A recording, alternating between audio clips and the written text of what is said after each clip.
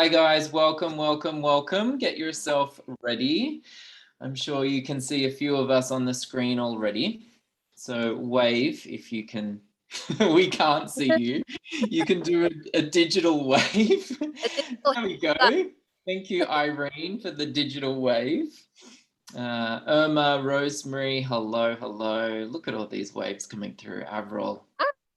Irma from KZN, Rosemary from Gauteng, amazing. Hey, Debbie. Melanie Walker, awesome. South Africa representing. Yeah, there's a lot of, there's Alessia. Yeah, there's a lot of Pfeiffer. Hi, Pfeiffer. We've got a Singaporean here. Amazing. The last place I was in before lockdown was South Africa, which was one of the most amazing places I've ever visited. Lucky to travel before everything happened. Yeah. Yes. Were you in Cape Town? Did you come to Cape Town? Yep. Fantastic. Incredible. I heard about that workshop. I heard it was fantastic. It was amazing. The most fun I've ever had teaching, probably.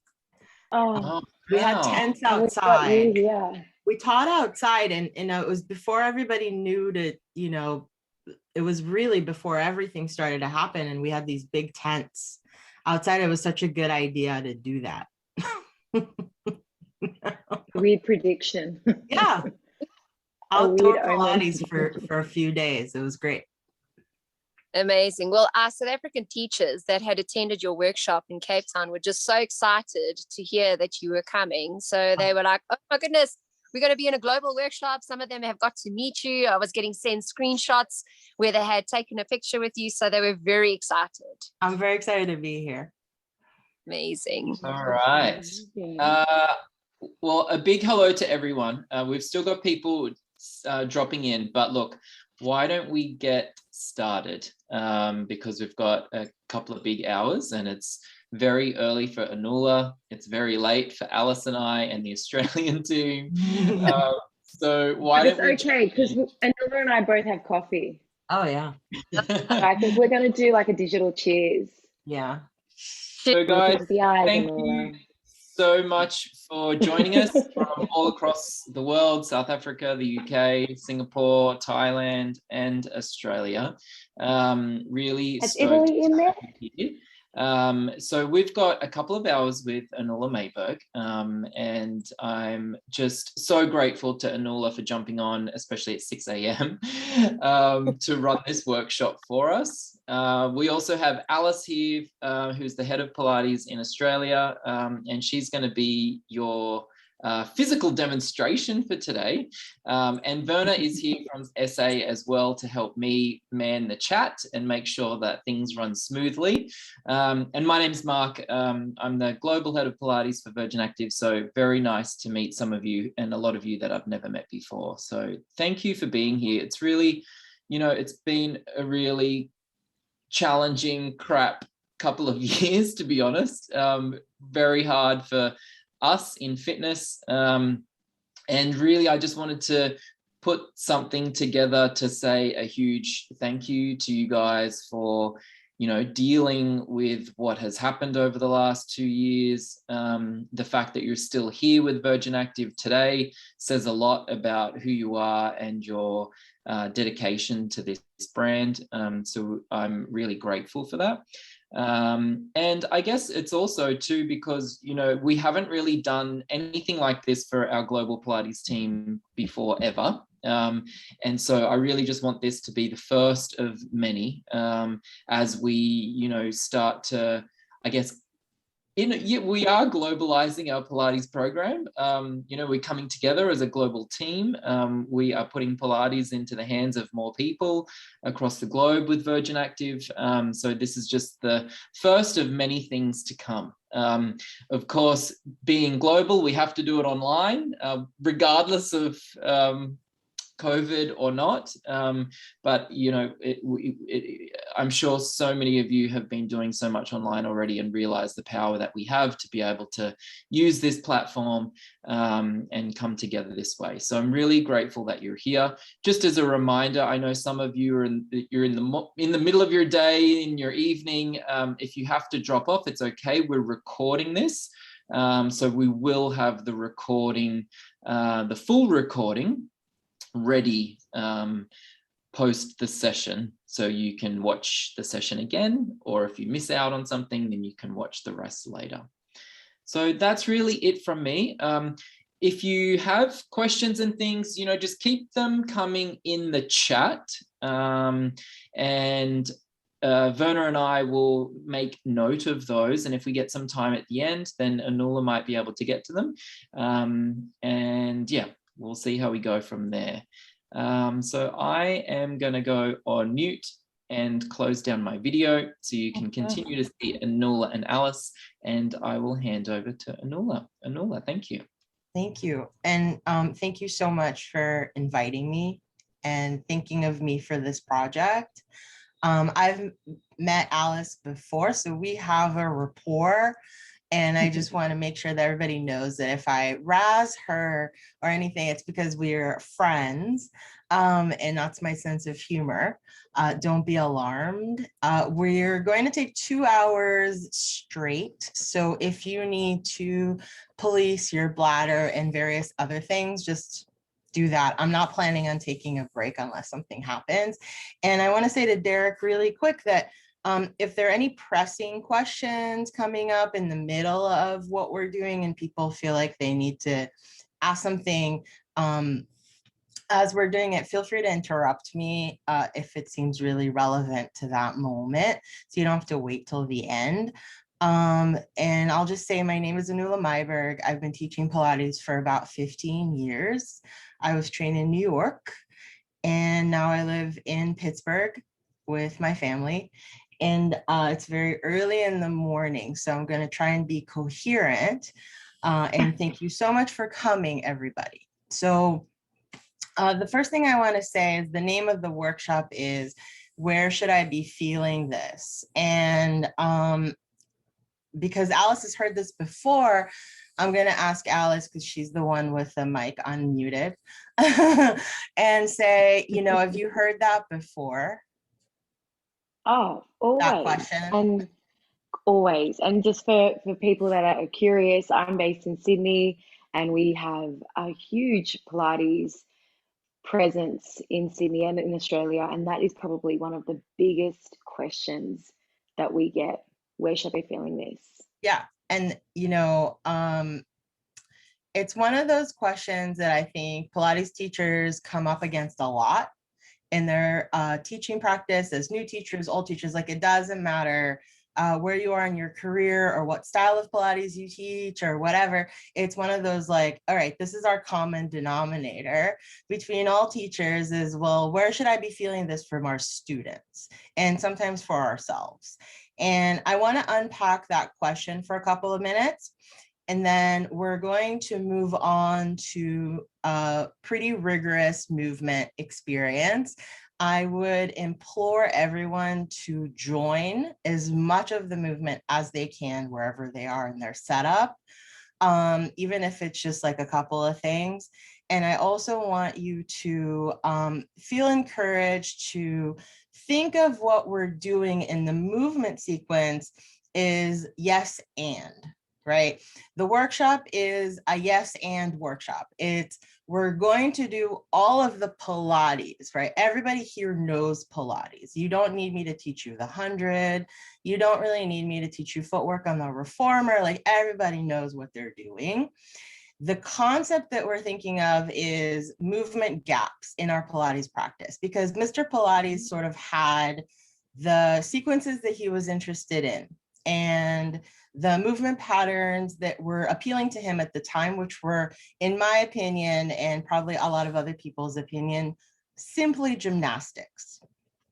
And if we're doing gymnastics, it's sort of like, all right, like we're trying to do this thing, and then there are all these gaps in movement patterns that don't show up in gymnastics that we might want to put into our practice. So when you're looking at the handout that I sent everybody, think of those as ancillary exercises to somebody's already established Pilates practice versus, oh, we're doing this instead now, right? It's not really an instead, it's an addition to.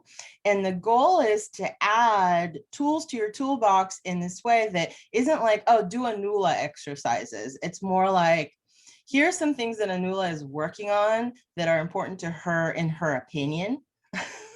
Speaking to myself in the third person, right? And we're using them in order to create a more inclusive environment in Pilates classes where there are many movement patterns that do not work for everybody for various reasons, age, size, you know, injury, whatever. I am not a scientist. I'm not really a person who can run down like every research paper off the top of my head. I know that some things that I'm saying are evidence-based and some things are anecdotal, right? So take everything I'm saying as my opinion, based on my opinion. And when we're moving, think of like, okay, well, where would this fit in my class, right? We're doing a movement pattern. What is this an abstraction of? How would this work for somebody who maybe is looking for some options while everybody is doing jackknife? Do you know what I mean? Where like, all right, like maybe out of the contingency of people who show up to Pilates class, there's X amount of people who can do jackknife, and then like there's everybody else. And everybody else needs to find a way to enter their Pilates practice from a place where we're meeting them where they are, but we're also telling them this stuff is hard. Right? Like, it's not like I'm looking to baby my student and say like, let's find modifications that make this easy for you. We're going to find modifications that makes this really challenging for you, but lead you to where we're trying to go. So if that made some kind of sense, we're going to just like launch right into it and loop back to where should I be feeling this? Alice, when you get asked that question, what do you say? Play along, because you know the answer. So I think like, are we going to do some role playing and all that? This will be fun. I think when we get that question, or when I get that question, I think when I was coming up teaching, it would be the question that would petrify me. I'd be like, well, you should be feeling it in. And I would feel like I have to name the exact muscle, the insertion of that muscle, what muscles are fibering and firing. But I think as I've grown confident in my own self and my own teaching style, it's more of a, why is this really important for that person to know where they're feeling it? Versus, why is that a priority? Yeah, versus, well, you just got your legs over your head, right, and you came back around the same way. So it's a really polarizing question that can invoke many things. It's very, it's provocative, it's intimidating to younger teachers, I think, sometimes maybe more veteran teachers as well. And it's global to the contemporary and classical crews altogether. So what we're thinking, and, you know, is that if I get asked, where should I be feeling this? I feel as if my choices are being challenged, right? As a teacher, right? If my, and this is me, right? Like somebody else can be like, you feel it and you're so as, bye, you know, that's fine. Right? It's an arm thing. Like that's a fine answer too. But to me, I get really heady. And I go, well, why are you asking? Like, why is this so important? Because it comes up so much. And the answer that I think of is, well, why do I feel defensive? You know, and why do I feel like I need to justify my choices to my student? What happened in the student-teacher relationship where the student feels as if they need to make sure that they're getting something. And that something is I'm doing it right. I'm using the right muscles. I've done, you know, like I'm getting the results I'm looking for, right? Or my most favorite is this is hurting me.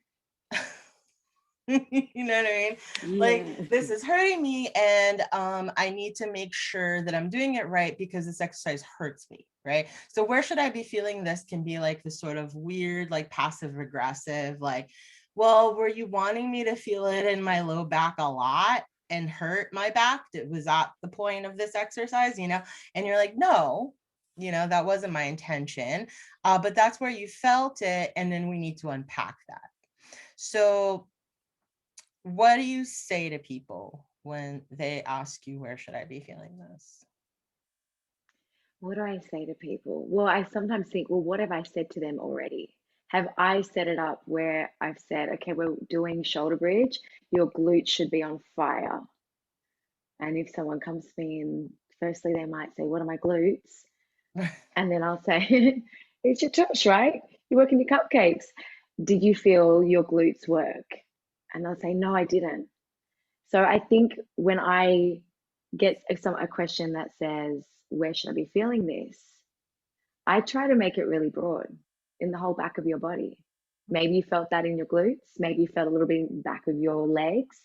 Maybe you felt it in your lower back. Where did you feel it? I might reverse the question. And it can be a really good way to break some barriers down with certain members that are feeling a little bit fearful or a little defensive, or they are maybe trying to challenge you a little bit, like, why did you give me that exercise?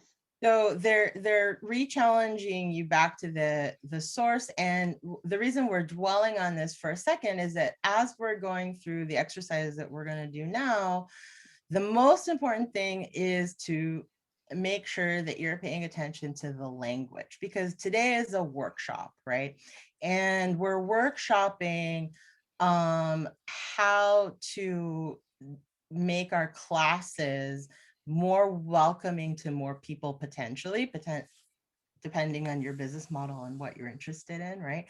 But I imagine that people want to make more money. I imagine that people want to make more money, you know? That's my sort of like, you have a business, you went into it to make a living. And the way to make a living is to make sure that you're getting feedback from your people in order to improve. And the way that I found to improve was to change my language. So before I tell you what that exactly was, let's start moving. And instead of thinking, oh, I'm learning 70 new exercises from Anula, I want you to think, well, how is Alice hearing what I'm saying sight unseen? She can't see me do it. She might have a piece of paper with like a little bit of a demo, but what she's trying to do is be an incredibly good listener. Right. And that's I don't have any pieces of paper.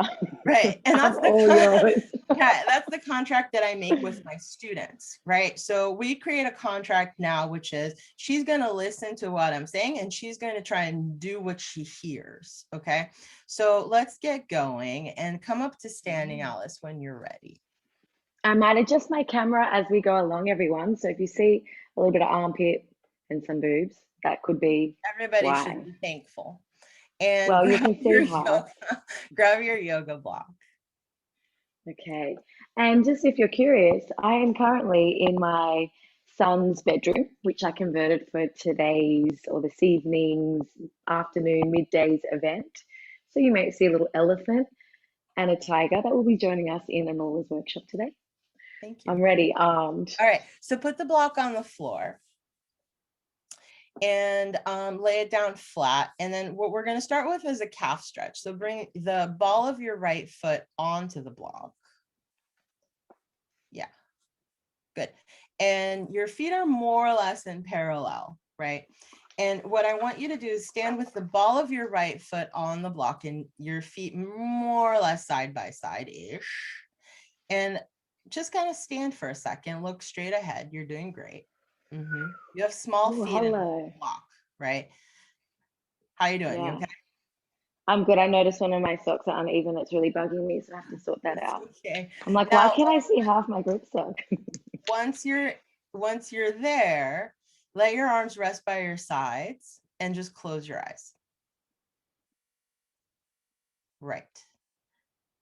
And all I'm asking Alice to do is stand and try and kind of balance here for a second with her eyes closed, which is really quite challenging. And with her eyes closed, she's going to do one roll down.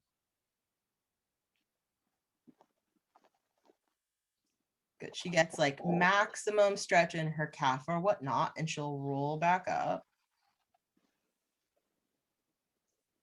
Good. And then she'll do that maybe one more time.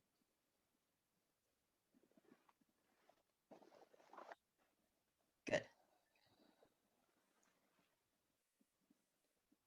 And up. Now try the other side and go back to doing it with your eyes closed. Just like 2 roll downs to warm up. It's 10 p.m. Good. We're just getting started. Good. Last one. This is the most excitement I've had in a Saturday night for a long time, Anula.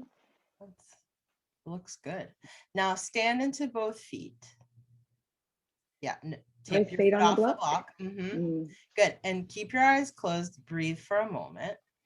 And then shift your weight into your right foot and pick your left foot off the floor, eyes closed. Good. And breathe. And what I'm asking Alice to do right now is to, one, like honor the surface of the bottom of her foot. Recognize that the surface at the bottom of her foot is the furthest place away from her eyeballs, right? So like on her own personal body, the thing that's furthest from her eyes is literally the surface of the bottom of her foot. And I'm asking her to balance on it without being able to use her vestibular system as much, right? And she'll breathe one more time and she'll try the left foot.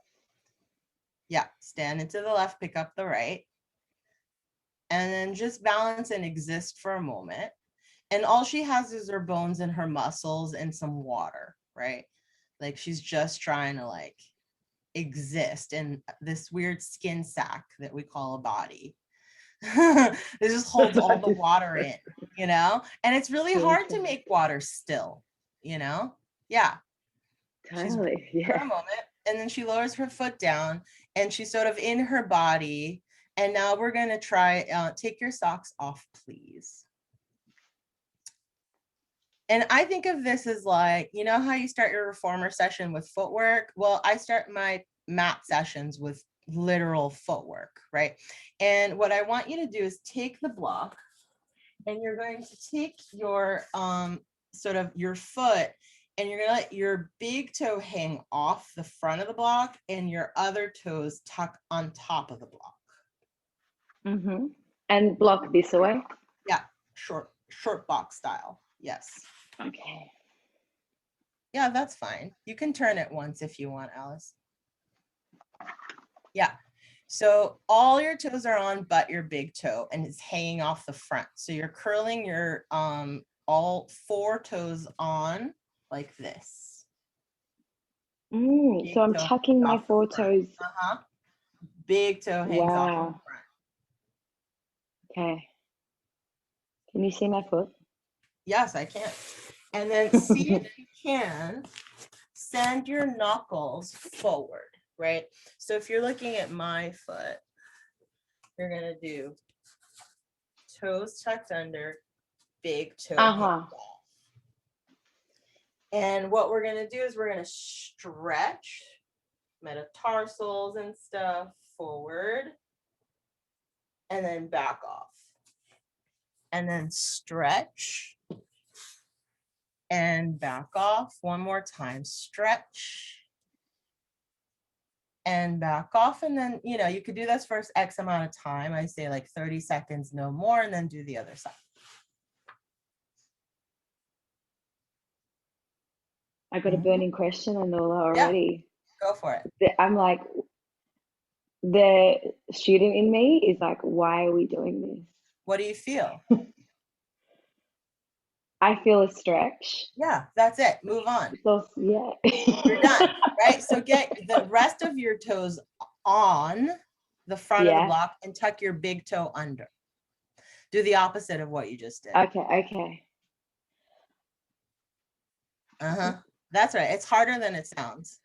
Yeah, like that's what I mean. Like it's a real challenge just to like do the thing. Yeah, pretty sore feeling. So can you get like all 4 toes off and big toe tuck under? Yeah, now we got it. Yeah. Right. And then like how flexible is your foot is a bit humbling, right? Totally. Like that's what just I mean. Like you're just doing this for a second, you're moving on, right? You woke up your foot, you did a bunch of stuff. Now move on to the second foot, right? Like you're just trying to like differentiate your toes. Now it's a bit sore, it's a bit uncomfortable, and you just do it for 30 seconds. I think of it as like, well, how many opportunities during a mat class do people have a chance to actually work their foot?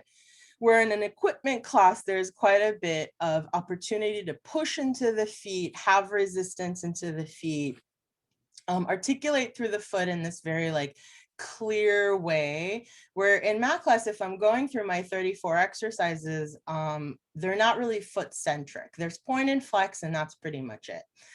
Yeah. Unless you're using your toe gizmo, right? Okay, so she's woken up her feet for like a good 5 minutes of class. Now bring your whole surface of your right foot on top of the block. Yeah, and then get ready to step on it with your right foot, and then step into sort of like a parallel stand where your left foot is hovering off the floor. Now lunge back. Good. And then come back up and balance. Good. And then lunge back again. Good. And then come up and balance. One more time, lunge back and pause. Great. Now see if you can keep your left knee down on the mat and reach your arms straight up towards the ceiling. Good. Inhale. Exhale, turn as far to the right as you can with your upper body. Instead of side bending, think of turning to the right. Yeah, good. Now on the exhale, see if you can dive up and over your right hip until your fingertips reach the floor. Yep. Inhale, exhale, roll back up.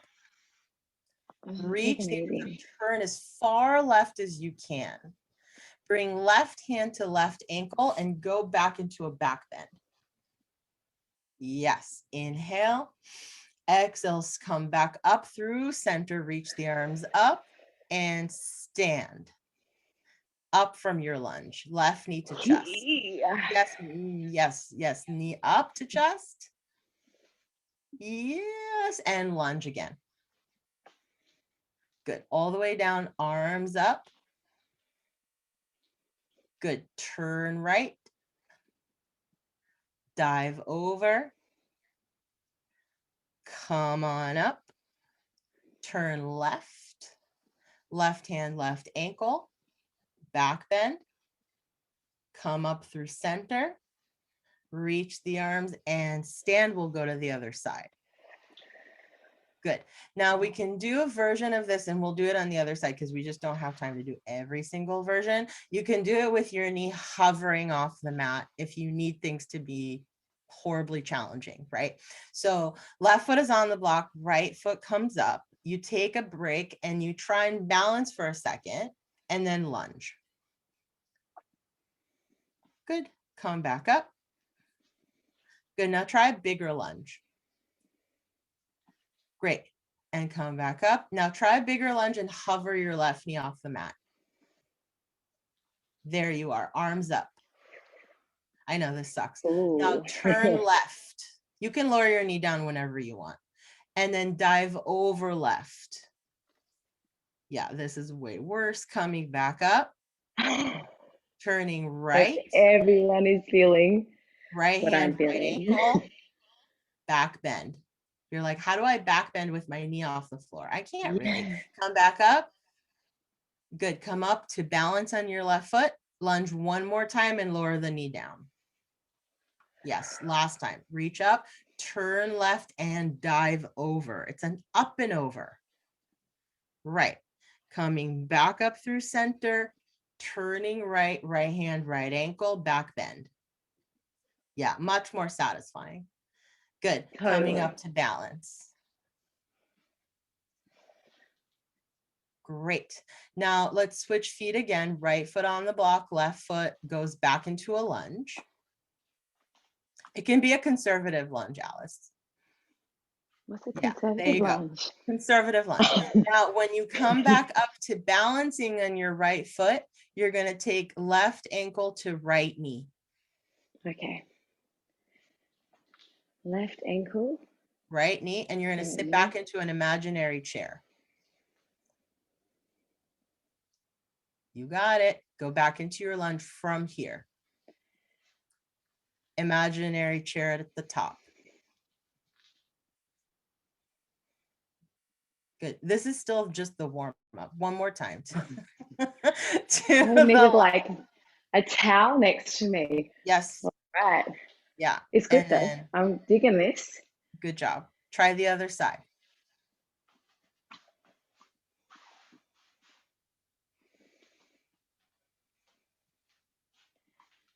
Yep. And then ankle to knee, sit back. Ooh. Yeah. You're just doing the best you can. You're just a person, right? And you go back. What did you call it? Skin sack? Yeah, you're just a skin sack.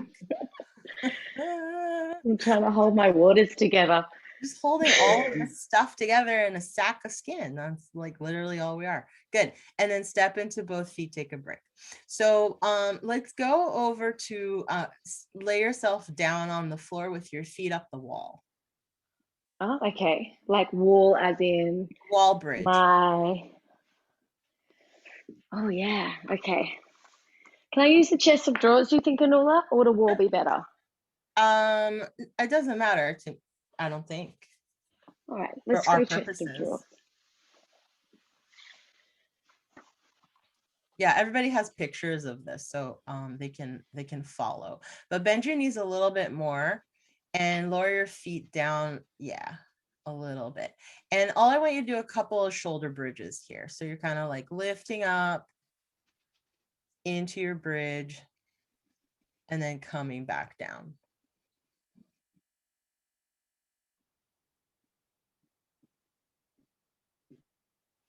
Anula, your audio is just got a little bit funky then. Yeah, yours too. See if you can do a couple.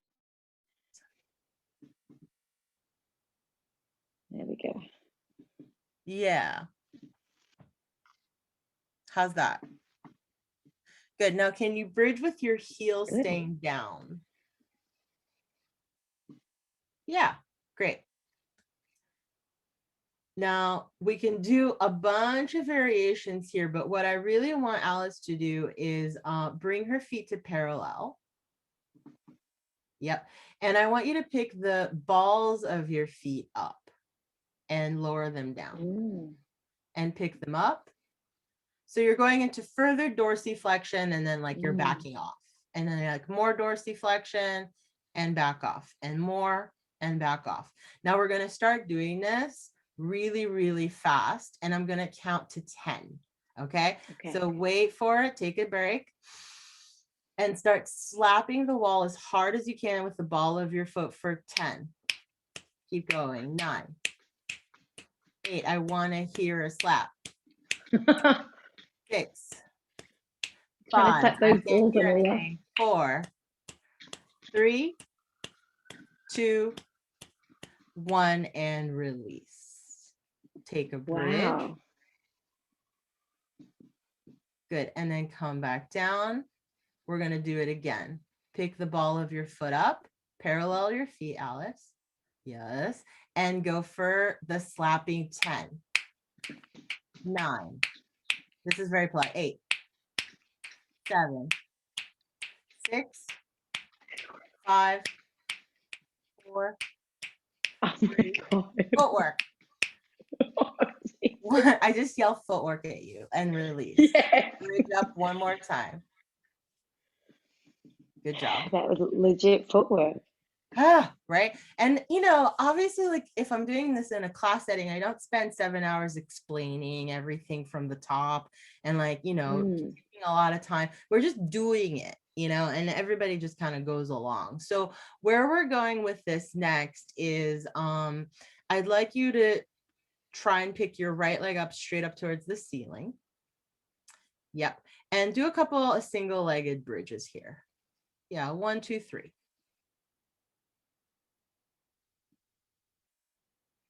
Good. Keep your hips down. See if you can get your right foot to the dresser and then try and kick yourself in the face. 1, 2, 3.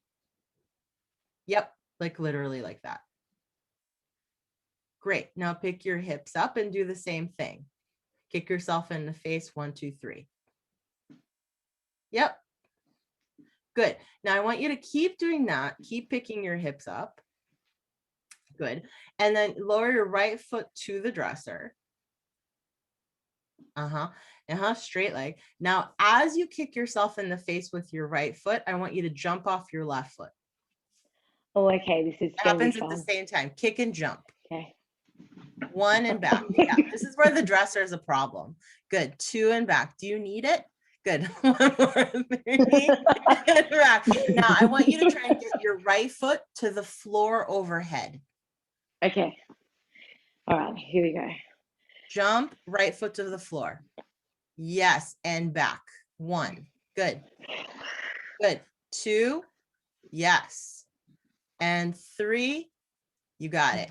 Let's try the other My mind side. is blown. Yeah, we're just, Oh you my know, like gosh. pretend like when you're looking at the manual that I sent, like you did like the 700 warm-up exercises to this, which everybody can figure out by looking at the pictures, but this is what it's leading up to.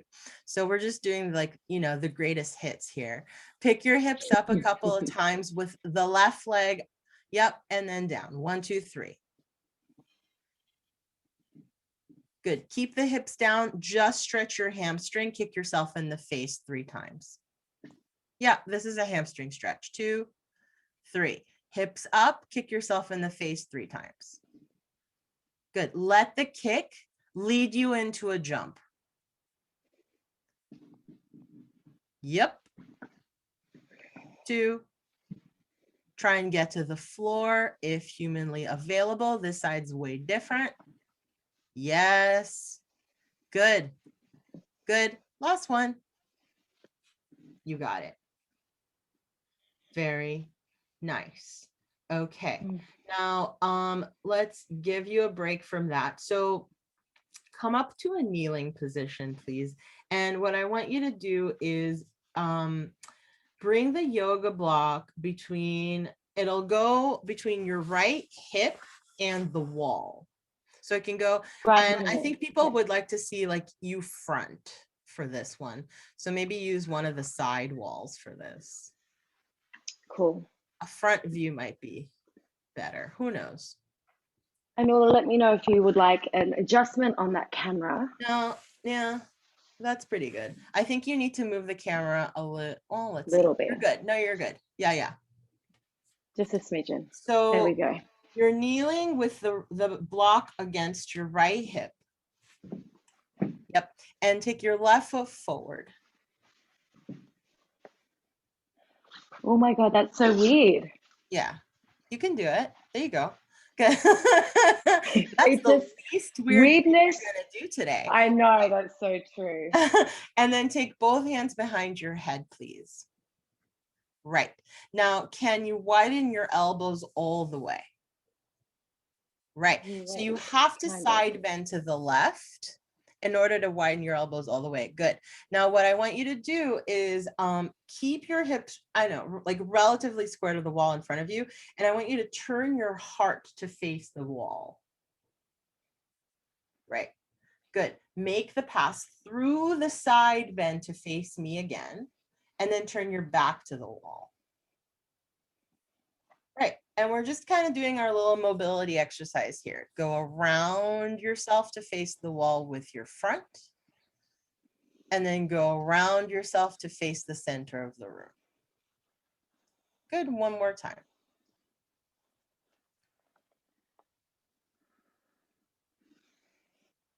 Good. Try the other side.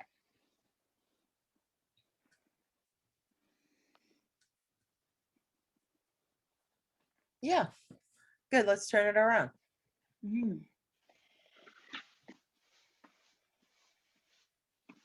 Now, what we're looking at is this idea that, you know, if we're working with people with limitations, well, where are the times that we can put someone in a situation where they get to mobilize and stabilize, which is really all Pilates is. If there's something's moving, something else is stabilizing. If something's pushing, something else is pulling.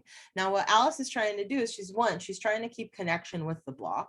She's trying to keep her hips relatively square, and she's trying to move her upper back, her thoracic spine around herself. Yeah, she's just enjoying her life for a second. She's not goal oriented. She's not looking to chisel her middle right now. She's just moving her body. Right. I want to sculpt my skin sack. You're sculpting, but you know, we're not saying it. Good. And then okay. And then take the block away and then do you have a big physio ball? Yeah. Yeah, grab it and stand with your back to it. Similar to how I had the yoga block? No, in standing, the ball is going to go behind your upper back. Okay, I might just. That's great.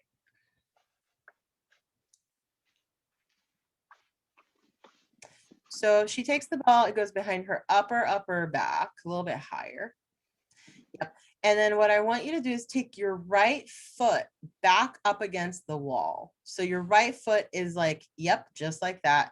Can you more heel on the wall, less foot, more ball of the foot on the floor. Yep, just like that. And then I think your left foot is pretty good. And then what I want you to do is take both hands behind the head to start. Good, elbows wide. And I want you to bend both knees. And then stand back up a couple times.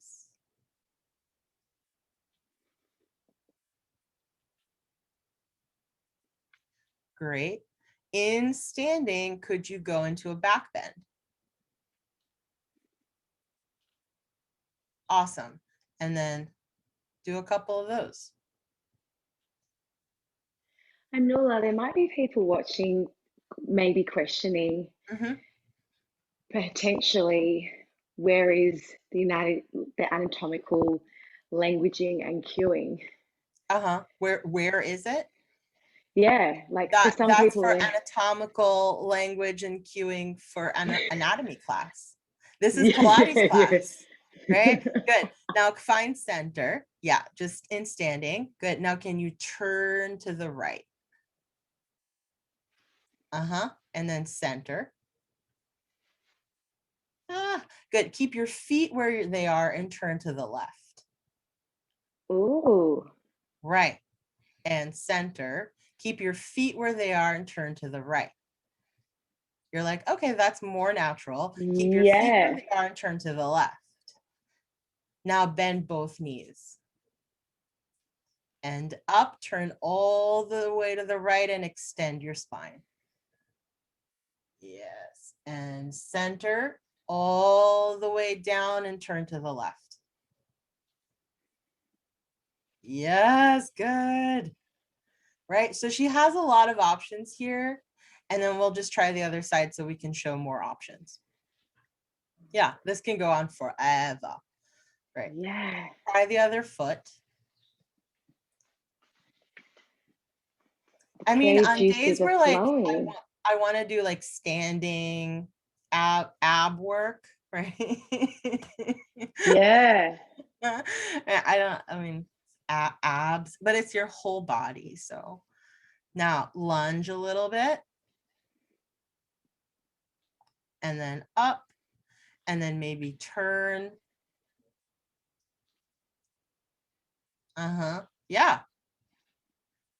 And then maybe turn the other way.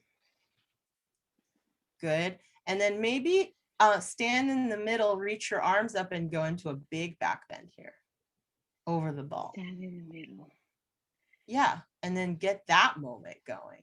Now, can you be here and bend your knees? Go back. Now bend both knees. right. Right, so just, there's a lot to do. Now hold here. Yeah, you're in your back bend. Now keep your legs straight, start rounding up and over. Keep your back in the ball. Nod your chin towards your chest, start reaching your arms forward and start rolling forward. Keep your back on the ball. So you might need to bend your knees. Right. And then I'm like, go riddle me this. over. You're working my brain as well as my spin There, track. yes. And then bend your knees. Good. And reach up and reach over. Right. So a bajillion is a number. Things that, like, you know, go for it. There's so much you can do here. Make it your own.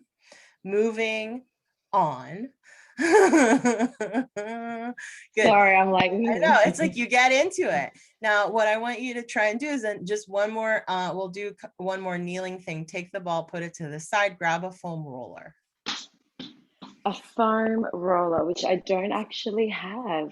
No problem. So we'll use something different. So come down to a kneeling position, facing the wall, facing the ball. Come to kneeling position, facing the ball, facing the wall. Yes. There you go. And what I want you to do is pick the ball up and bring it in sort of in front of your hips. So kind of like smush the ball into the wall in front of you using your hips. Yep, good. And what I want you to think of here is you're thinking of the ball as a way to support your pelvis, right? And you're going to, let's start by taking the arms forward towards the wall and curve your spine forward. Good. Keep contact with the ball and start extending your spine back. Right. And then forward. Right. And then back. Good. And one more time forward and back. Now take the ball more to the right of yourself. So it's like more in front of your right hip than your left. And take your left foot forward again into that sort of like half kneeling kind of thing. Yeah. And then hands behind the head. Good. And do that again. Forward over the ball and back behind the ball. And in the picture, you have a foam roller there in front of your right hip, and you can do that as well. But it's just another way to mobilize. Now, find center for a second. Good. Now, turn right. Good. And then turn left. Try and keep the ball still. Right. Keep pushing your right hip forward into the ball as you turn. Good. One more time.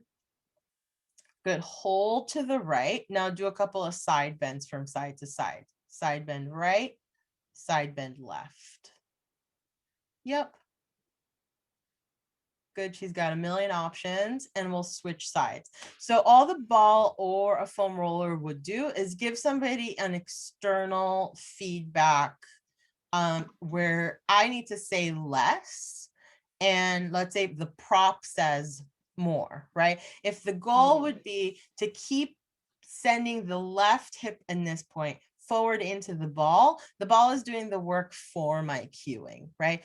Keep tension into the ball, reach your right foot in front of you, right? Take your hands wherever you'd like to take them and start a little mobilization. You can flex, you can extend, you can rotate, you can side bend,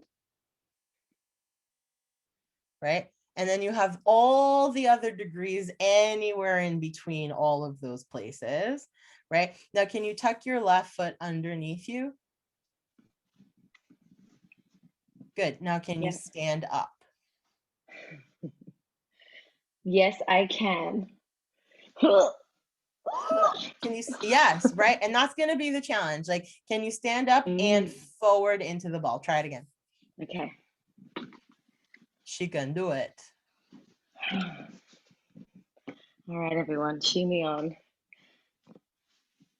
Yes, and then back. One more. So would it Good. be like your front leg can stay bent, or is it just do what you can do to keep? It has to be the case. Yeah. Right. All we're trying to do is make somebody get up with their left hip forward. Sure. You know.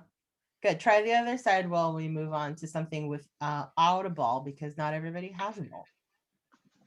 I feel like as we age, it's really important, but it's also the more noise you make sitting up Oh my is God. such a cue. Like If I'm you like if you can hear my knees and my arthritis, it's like if there's an echo, you know, good. Good. Take a break. That's a lot. All right. So what I want you to try and do you have a yoga strap? I've got a TheraBand. Grab a TheraBand, please. Good. And wrap the TheraBand around your upper back, sort of around your shoulder blades. Stand up against the wall. So put one end of the band in each hand and put your hands on the wall. Sorry, turn around, Alice. In front. There you go. Now the band is just there for a little bit of feedback. What I want Alice to feel here is that she's trying to keep the band full, right? Like she's trying to keep filling it up. And I want you to do a couple of scapula mobility moments, right? Scapulas apart, scapulas together. Good. And then what I want you to think of is like you're pushing into your arms and you're filling up through the back of your ribs. And now I want you to push into your arms, fill the back of your ribs and flex your upper back, push the band back. And then keep pushing into your arms and let the band inform you into your extension. Good. 2 more. Flex your upper back, push into the band. And you have this sort of like wimpy yellow band, right? But if you had a more robust band. I've got a.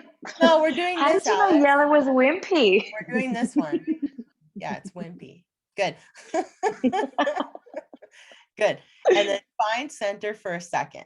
Good. Now, what I want you to do is take the band, put it to the side, but keep your hands on the wall. Ditch the band. Good. And then do a couple of wall push-ups. Bend your elbows and straighten your, but like think like less athletic, right? Like think like more like, oh, I'm just a person who's here now. Yeah. Good. Now I want you to jump and land. Good. 5, 4. Can you step away a little bit so I'm not afraid of you hitting your nose? Good. 3. That's it. 2. Thanks for looking out for me, Anula. Appreciate it. 1. Now one arm. Yep. Switch. Great. Now, when you land on your left hand, turn left and jump off. Land on your right hand and turn right and jump off. To the left, to the right. One more time. Cool. Both hands on the wall. Great. Now lower down to your forearm. So walk your hands a little bit higher. There you go. Yep. And then forearms down. Palms face forward. Spread your fingers wide. Forearms parallel. Walk your elbows down a little bit, Alice. More. Yes. Now what we're going to do is we're going to just push up into straight arms from here.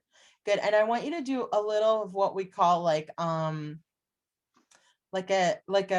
wrist push up, right? So I want you to pick your wrists up off of the wall and then back down. Good. Now, the lower your arms are, the more challenging this would be. So you can choose like how challenging you want this to be. Now, for people who are like, all right, this isn't challenging enough, come down to all fours. You can do that now, Alice. Yeah. So face the middle of the room. No, you're going to just come down and like kneeling all fours on the floor. Yep, right there. Good. Elbows down on the floor. We're just going to mimic what we just did on the wall, but on the floor. And this is just more challenging. So push up into your hands.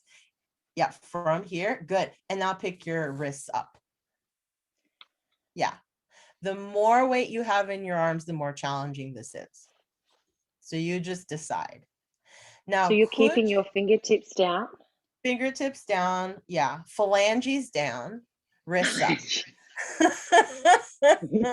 There's a lovely anatomical Stay out of your word. phalanges, you know? There it is.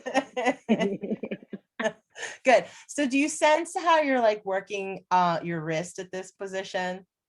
Yeah. Yeah. A little bit like how we're working toes. It's kind of weird. So this is what I'm thinking of. So this, if we're looking at the anatomy of the wrist, I changed it from Gray's Anatomy's definition of anatomy here and to my anatomy. And this part of your wrist is your wrist rectus, right? These are your wrist six pack right here. And you're just doing your crunches right now, your wrist crunches. Now come down to your forearms with your pinky side down. Thumb side up, right? And what I want you to do is pick your elbows up, but keep your pinky side down. Right, and do that a bunch of times. And then you know for yourself, like the more weight I would have into my arm, the more I would feel the workout here. And it's very Bruce Lee, like martial arts wrist training. Yes. Yeah, this is not, I didn't make any of this up. This is like a real thing, right? And you're like, okay, and Alice is very much like a reps person. I'm like, do 5, you know? Good. Now turn your palms to face up. Good. Now, can you get your thumb to press down into the floor? Good. So this is your wrist. We just did your wrist obliques when the fingertips were down, right? So do pinky side down. That's wrist obliques. Thumb side down. Now we're doing like your wrist, I don't know, QL, right? And you're pressing down into your QL. press down into your thumbs more. Externally rotate your forearm to the max. Pick your elbows up. Good. Ooh. And then on the right side especially, that's your texting hand. Oh, yeah. The everything hand. Can you do it slower? Right. 2 more. Good. Last night. So this is sort of right, like one of those things what we say to ourselves, okay, like ancillary exercises. I'm not teaching a full class of this shit. Pardon my French. I'm not teaching a full class of like, oh, we're doing wrist abs, everybody, fitness, right? Like that's not it. It's more like, do I have a mixed group?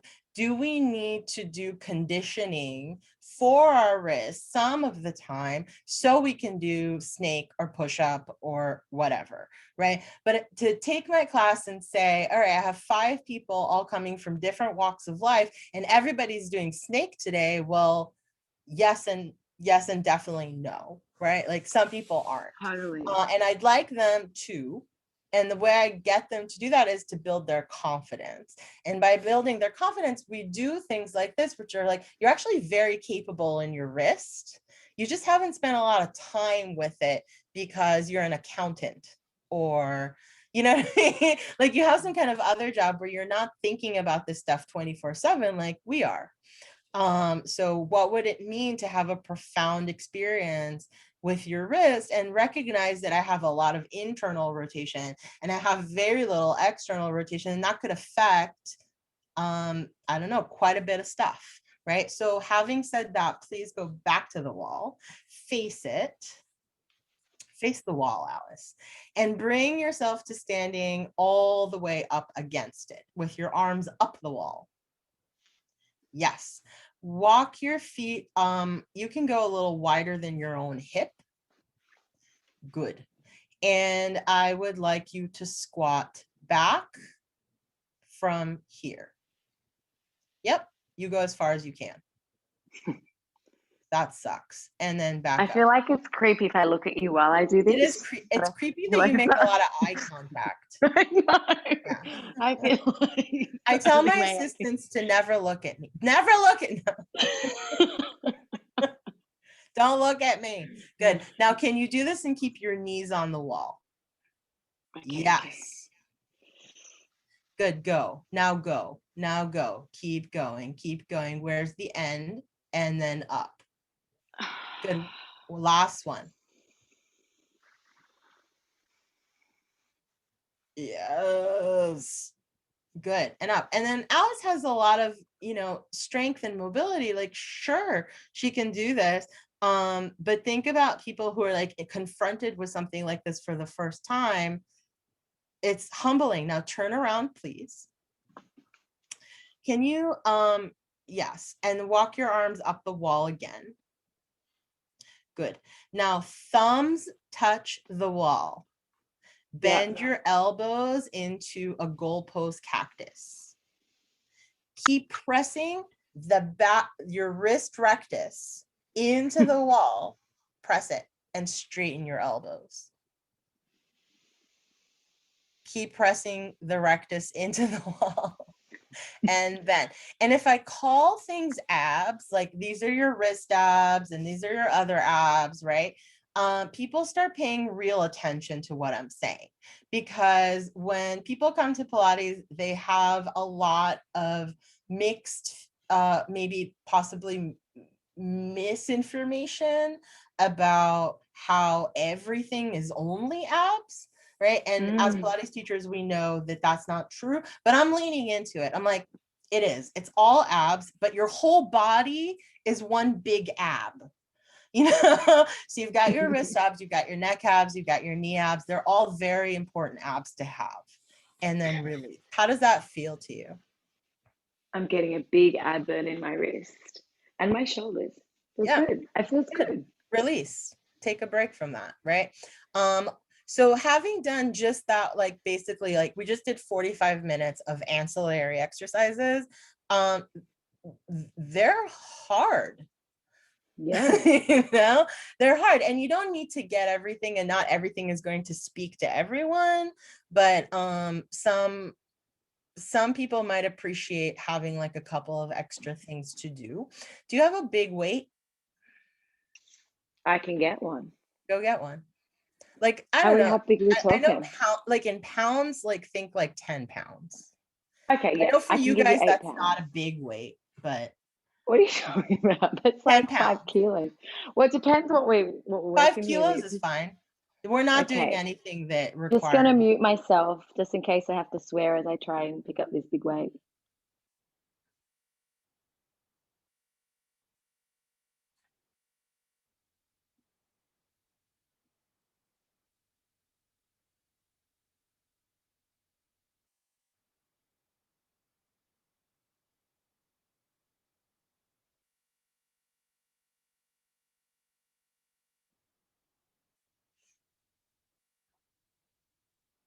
So if you do have a weight, what I want you to do is stand facing the wall with your chest up against the wall.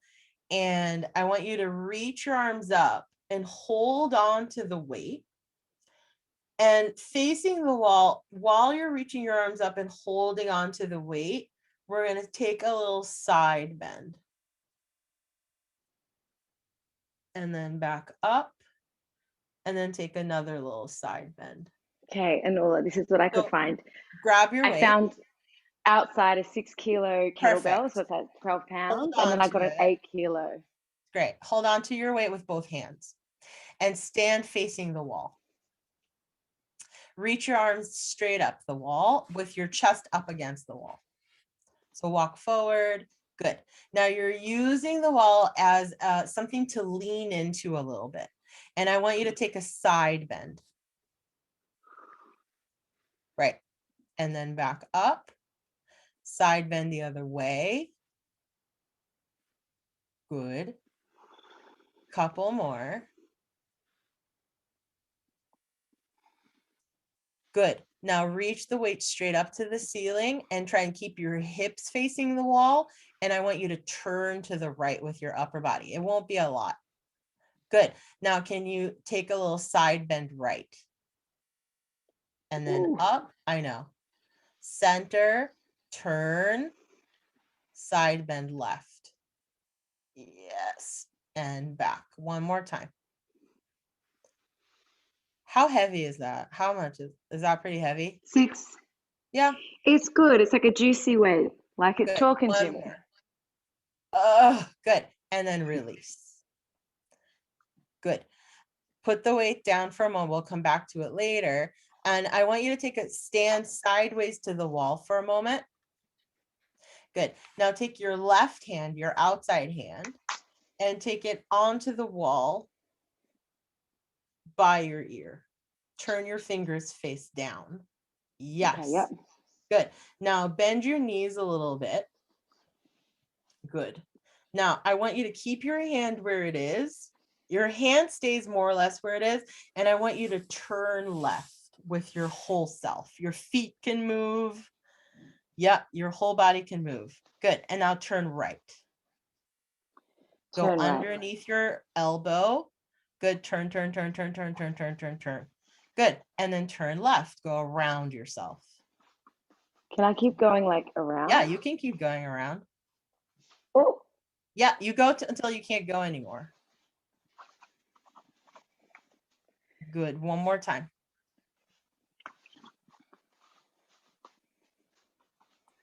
Good. Now, could you go down into a lower squat and do it? Oh. Yeah. Good. Walk your hand a little bit higher. Yes. Now try and go around. Yes. Now, as you go, Alice, you can turn your hand, but it has to be flat to the wall. Yes. Ooh. Go. Keep going in a circle. I feel like I'm dancing Yes. with myself. Yeah. Oh, my hair's getting caught up. Wants to join the It's party. okay. That's how much wrist mobility you have. Good. Now try to go the other way. Okay. All right, hold on. I gotta go the first way to figure out. Okay, this way. Yes. Oh, elbow. Good. Try the other side, right? Like everybody gets it. Try the other way, right? So turn around. Try your other shoulder. And this is your shoulder mobility drill. Like what do you have? Turn your back to me, please. So we can do the other arm. Oh my God, I'm totally confused now. It's Wait. okay. So you just did your left arm. Now you have to do your right arm. Yeah, okay. Yeah. All right, here we go. Good. Right. And then see if you can do this in a deep squat. That would be like the hard part. Oh, I'm sure there are some people that are just going so deep with this. Right. And this is like, it's chaos in class when I do this, but like the point isn't to do exercises. The point is to find movement possibilities. These are movement possibilities that better my Pilates practice, not instead of, right? Like I still want to do teaser and I still want to do like all this good stuff, but will my push-up be better with more mobile shoulders or vice versa or some other, depends on what theories you work with. Good, you're done with that particular experiment. How'd that feel? Good. Yeah. I feel like, I know we're laughing about like the term, or we're discussing to wish I'm feeling this. It's like I felt that in my underarms, like my underarms are working. Cool. Give them a little kiss. Sounds good to me. Now grab your weight and please lie down on your back. Okay. If you don't have a weight like this, like you can use like a big like jug of water, you know what I mean? It doesn't have to be unofficial. I use laundry detergent if I can't find a weight, like it doesn't matter. But hold on to your kettlebell and lie down as if you're going to do a bridge. Reach it up to the ceiling, please. Good. And the goal is to keep the hips relatively still where they are and take your arms to the right. Good.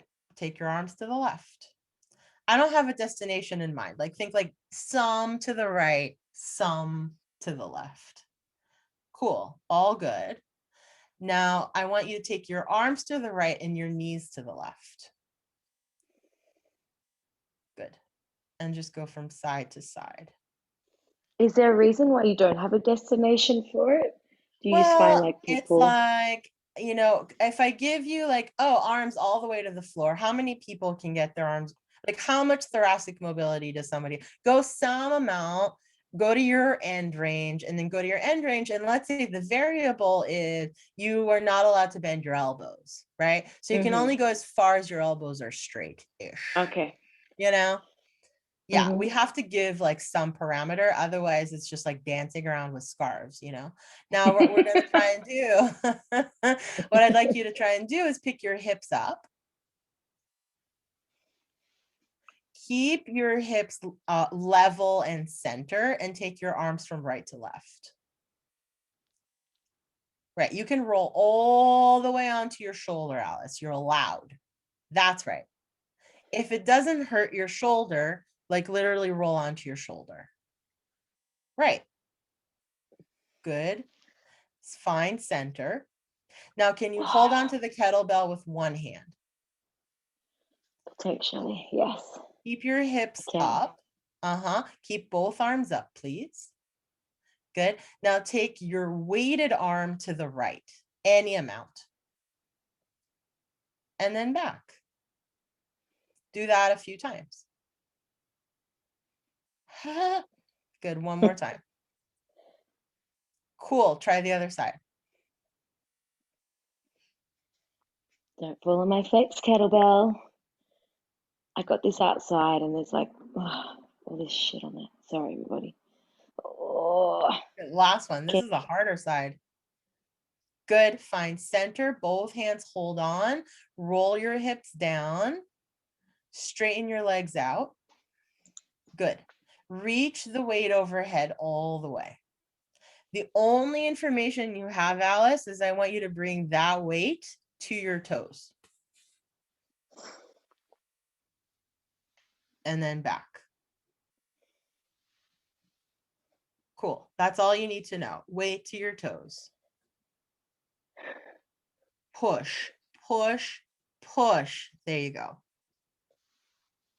Last one. Great. And then come back down. Grab your yoga block instead of this weight. So in my imagination, this is not an appropriate weight for what I want to do next. But if you had like a smaller hand weight, it would be appropriate for that. So hold on to the block with your right hand. Lie down. Oh my God, my hands are so dirty. This is dirty work, Anula. I'm sorry to hear that. Yoga block right hand. Take the weight overhead, straighten your legs, and do one more roll up. Sorry, hold on to it with both hands, actually. Good. Do one more roll up. Cool. Now, sit tall. Take the weight into your right hand from here. Good. And then I want you to open your arms wide to the sides. Good. And I'd like you to roll down. Just going to shift myself a little this way. Shift a little. Okay. A little bit more. All right. And then roll back up. Right. And we're just noticing that what happens when we have one side that's heavier than the other. So just imagine you're holding on to like a 3-pound hand weight or something. Right. Last one. Good. Coming up. Switch arms. And in my world, you know, the whole point of doing Pilates is I'm not looking for anybody to find symmetry. We're just looking for balance, you know? So it's sort of like, can I use my left side a little bit more by heavying it? Yes. Yeah. Good. And last one, come back up. Cool. And sit tall for a moment. Now put the block on top of your head. Finishing school style. Now, this doesn't work always because people have pointy heads, right? Or like really shiny hair. So reach the arms forward. Good. And I'd like you to roll back as far as you can whilst keeping the block on your head. Now push it to the ceiling. Good. Do that a few times. Now, what this is doing to Alice is it's forcing her to maneuver her head on top of her spine as she rolls up and down. And your skull has to rotate on your spine as you roll down. and it has to rotate on top of your spine to roll up. And this is one of those lessons that people get at the very beginning of Pilates, which is really difficult to figure out, like, what should I do with my head? Yeah. This gives you a sense of what you should be doing with your head. Good. Take a break. Please lie down all the way and grab your big weight. How far did you put it? Good. Now hold on to it, lie down all the way and reach it overhead. Hold on to it with both hands on the floor. Yes. Good. Now pick your right leg up. Great. Now cross your right leg over to the left as far as you can. And back one. Good. Two more like that, as far as you can. Two. One more time. Great. Now we're going to take this into a single leg circle, but in, again, the world that I'm in, the hips are allowed to move in single leg circle, meaning your right hip allowed to move, but your left leg is anchored. So you cross the body with your right leg, you pick your right hip up and you circle around and out one. Good. Around it out two. Good. Try and keep your upper body square, three. And reverse to the right. Around and out one. Good. More arms, Alice. Two. That's it. And three. Good. Lower your foot down. Pick your left leg up. Across the body, down, around, and out one. Across the body, down or out two. Use the weight. And three, reverse. Down, around, and out one. Ooh, can you organize your right leg? Two. And three. Yes, and then lower the foot down. Good job. Now, what we're going to try and do is we're going to use the weight as a weight to keep your upper body more anchored so we can do things like rollover. Okay? Okay. So when you're ready, keep the weight down on the floor, hold on to it, pick your knees up, legs up, however you get into your rollover that works for you, and then do your rollover. Right. Try and use the weight as a way to slow your roll down. It's sort of the same concept as if we were holding onto like the upright bars on a Cadillac or some such. Yeah. Right. But in a mat class, I don't have that option. So I might give somebody like a big jug of water, hold on to it and do your rollover. And sometimes this is just enough leverage or fulcrum to give somebody an opportunity to make this happen. Last one. So instead of putting something underneath your hips to help you with your rollover, I'm having you hold on to something heavy. Yeah, got you. And then come back down. And, you know, I'm not addressing any pathologies because that's a different workshop, right? If I stop to address like, well, what do you do with someone who can't do rollover? I don't teach them this exercise, you know, like if they can't or shouldn't, or it's counterindicated, or if it hurts them. But if you have somebody who's like, I'm almost there and maybe I'm just a little afraid, or I'm almost there, but I haven't found my personal pathway there. It's just an opportunity to make somebody feel more successful, giving them something heavy to hold on to, right? Let's shift gears. I want you to grab your yoga block. Now, this is the part that gets like really modern dance style. Like not dancing with scarves. Right? I'm glad I'm in my son's baby room. I just need to like baby wipe my hands. Yeah, just baby wipe yourself. Just yeah. It gets really modern dancey for a second. Okay, all right. Do I need my mat? Should I just like Yeah, fold it to the side? It doesn't matter. We'll see. Okay. It's decorative. Oh. So you're lying on your back, and I want you to put the block in your right hand.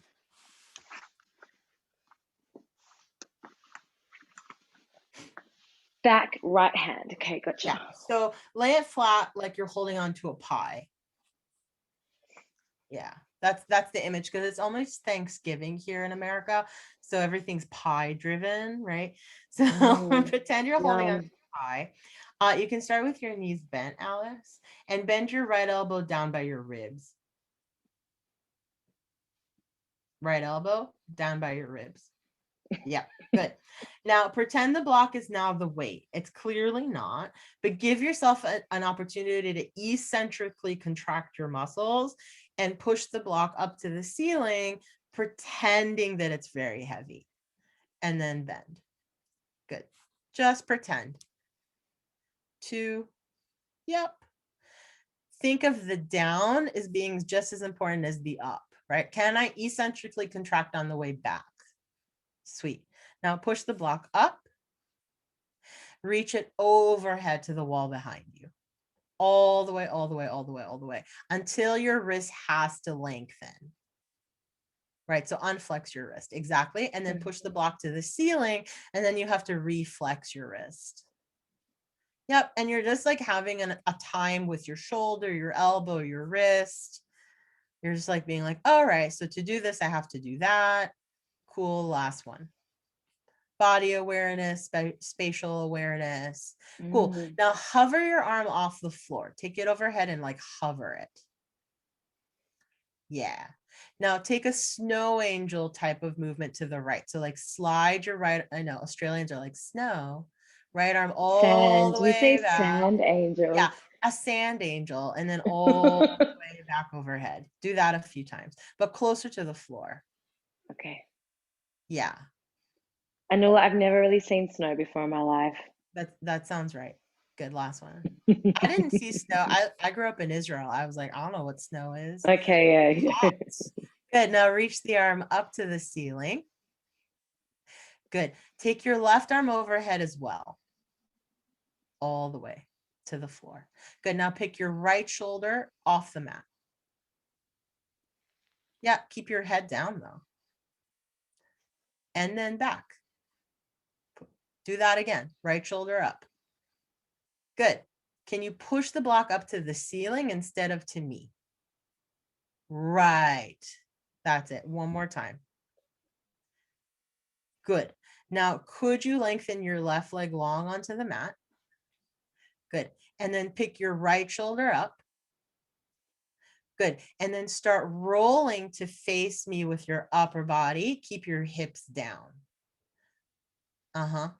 Block to the ceiling. Good. Keep the block to the ceiling and turn to face me.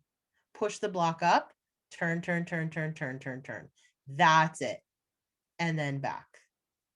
Good. Now turn to face me. Do the exact same thing. Right knee points up to the ceiling, and I want you to roll away from your right knee. So you're rolling onto your left side, block to the ceiling. Yes. And then back. Do that 2 more times. Right knee points up to the ceiling and back. 1 more time. Good. Now here is the situation. Here you are. This is your new life, right? How are you going to make it from here to lying completely on the front of your body? Am I going to go for this? I don't know. I'm not telling you anything. Ah! Okay, cool. That was attempt 1, right? Make it back. Try it again. Okay. Now think about this. You have no rules that were given to you by anybody, right? You have a block in your hand. You would like to keep it, and you want to come from lying on the back of yourself to lying on the front of yourself. Take your left arm overhead. Yep. Roll onto your side. Good. Now, how are you going to make the pass? How are you going to lie on your front? While keeping the block up? Or just keep it in your hand. Okay. You can bend your elbow. Okay, cool. That was better. And then come back. Good. Now we're going to make this into a more of a Pilates thing, right? Like we kind of like, okay, like we're trying to do these variables. Roll onto your front. Good. That's it. Slide your left hand underneath your left shoulder. Good. Now lift yourself up into a swan. And then come back. come back onto your back. Nope. You can't go the other way. You have to go the same way. Like, You can't just all right, make okay. yeah, come onto your back. I'm getting fun with this interpretive dance. It's hard. Good. Now, here's where I'm going to guide you a little bit more. So you're pushing the block up towards the ceiling. You're rolling onto your front. And as you roll onto your front, Alice, you start bending your right elbow. Good. Push the block up to the ceiling as you come up into your swan. Push, push, push. Left hand further back underneath your shoulder. Come up higher. Yes, there you are. Push up. Now keep pushing up as you roll down and onto your back. You have to go left. Oh my God. Do it again. Okay. Now you got it. You come onto your front and you bend your elbow so you can push it up to the ceiling and you push, push, push. Good job. Roll onto your back. Good. Here is the change. Take your left hand down by your side more. Good. Open it out to the left a little bit. Less than that. Let's split the difference. Now roll up to seated. With my right knee bent? Yep. And with your left hand on the floor. Good. Push the block up to the ceiling. Now pick your hips up. Good. Slide your left knee underneath you and go for Turkish get up. Okay. I don't think I've ever done one of these. Push up. Am I getting up? Stand up. Kneel back down. Okay. Good. Left hand down. Slide the left foot forward. Hips down. Roll onto your back. Roll onto your front. And push, push, push. So good. Roll onto your back. Good. Sit tall. Push your hips up. Slide your left knee underneath you. Come up to kneeling. Good. Stand up. Keep your feet where they are. Kneel right back down. I know. Good. Left hand down. Shoot the left leg out. Roll down all the way. And we'll do the other side. So we don't need to do as much learning on this side. So we're just going to go for it. Okay. All right. I'm ready. You ready? I'm pumped. How are you doing? So good. It's a Turkish get up. Like I didn't make those up, you know. I don't do them. I did. I invented them. No, I didn't. What? Do you do them? You don't do them? No, I don't do them. It's not for any reason why. Your partner must. He would absolutely be able to like probably add a like squat jump to it as well. I just haven't, but you know why? I probably haven't done it because they look really hard. They are. And I'm like, I don't think I could do that. Yes, you can. So there we go. I mean, it's very Pilates, you know, side bending, kneeling, pushing, you know. So push up to the ceiling, pretend you did your sort of like, you know, preparatory eccentrically contracting your shoulder and like working all that business out. Then we're just going to go right into it. Right arm overhead. Good. Push up.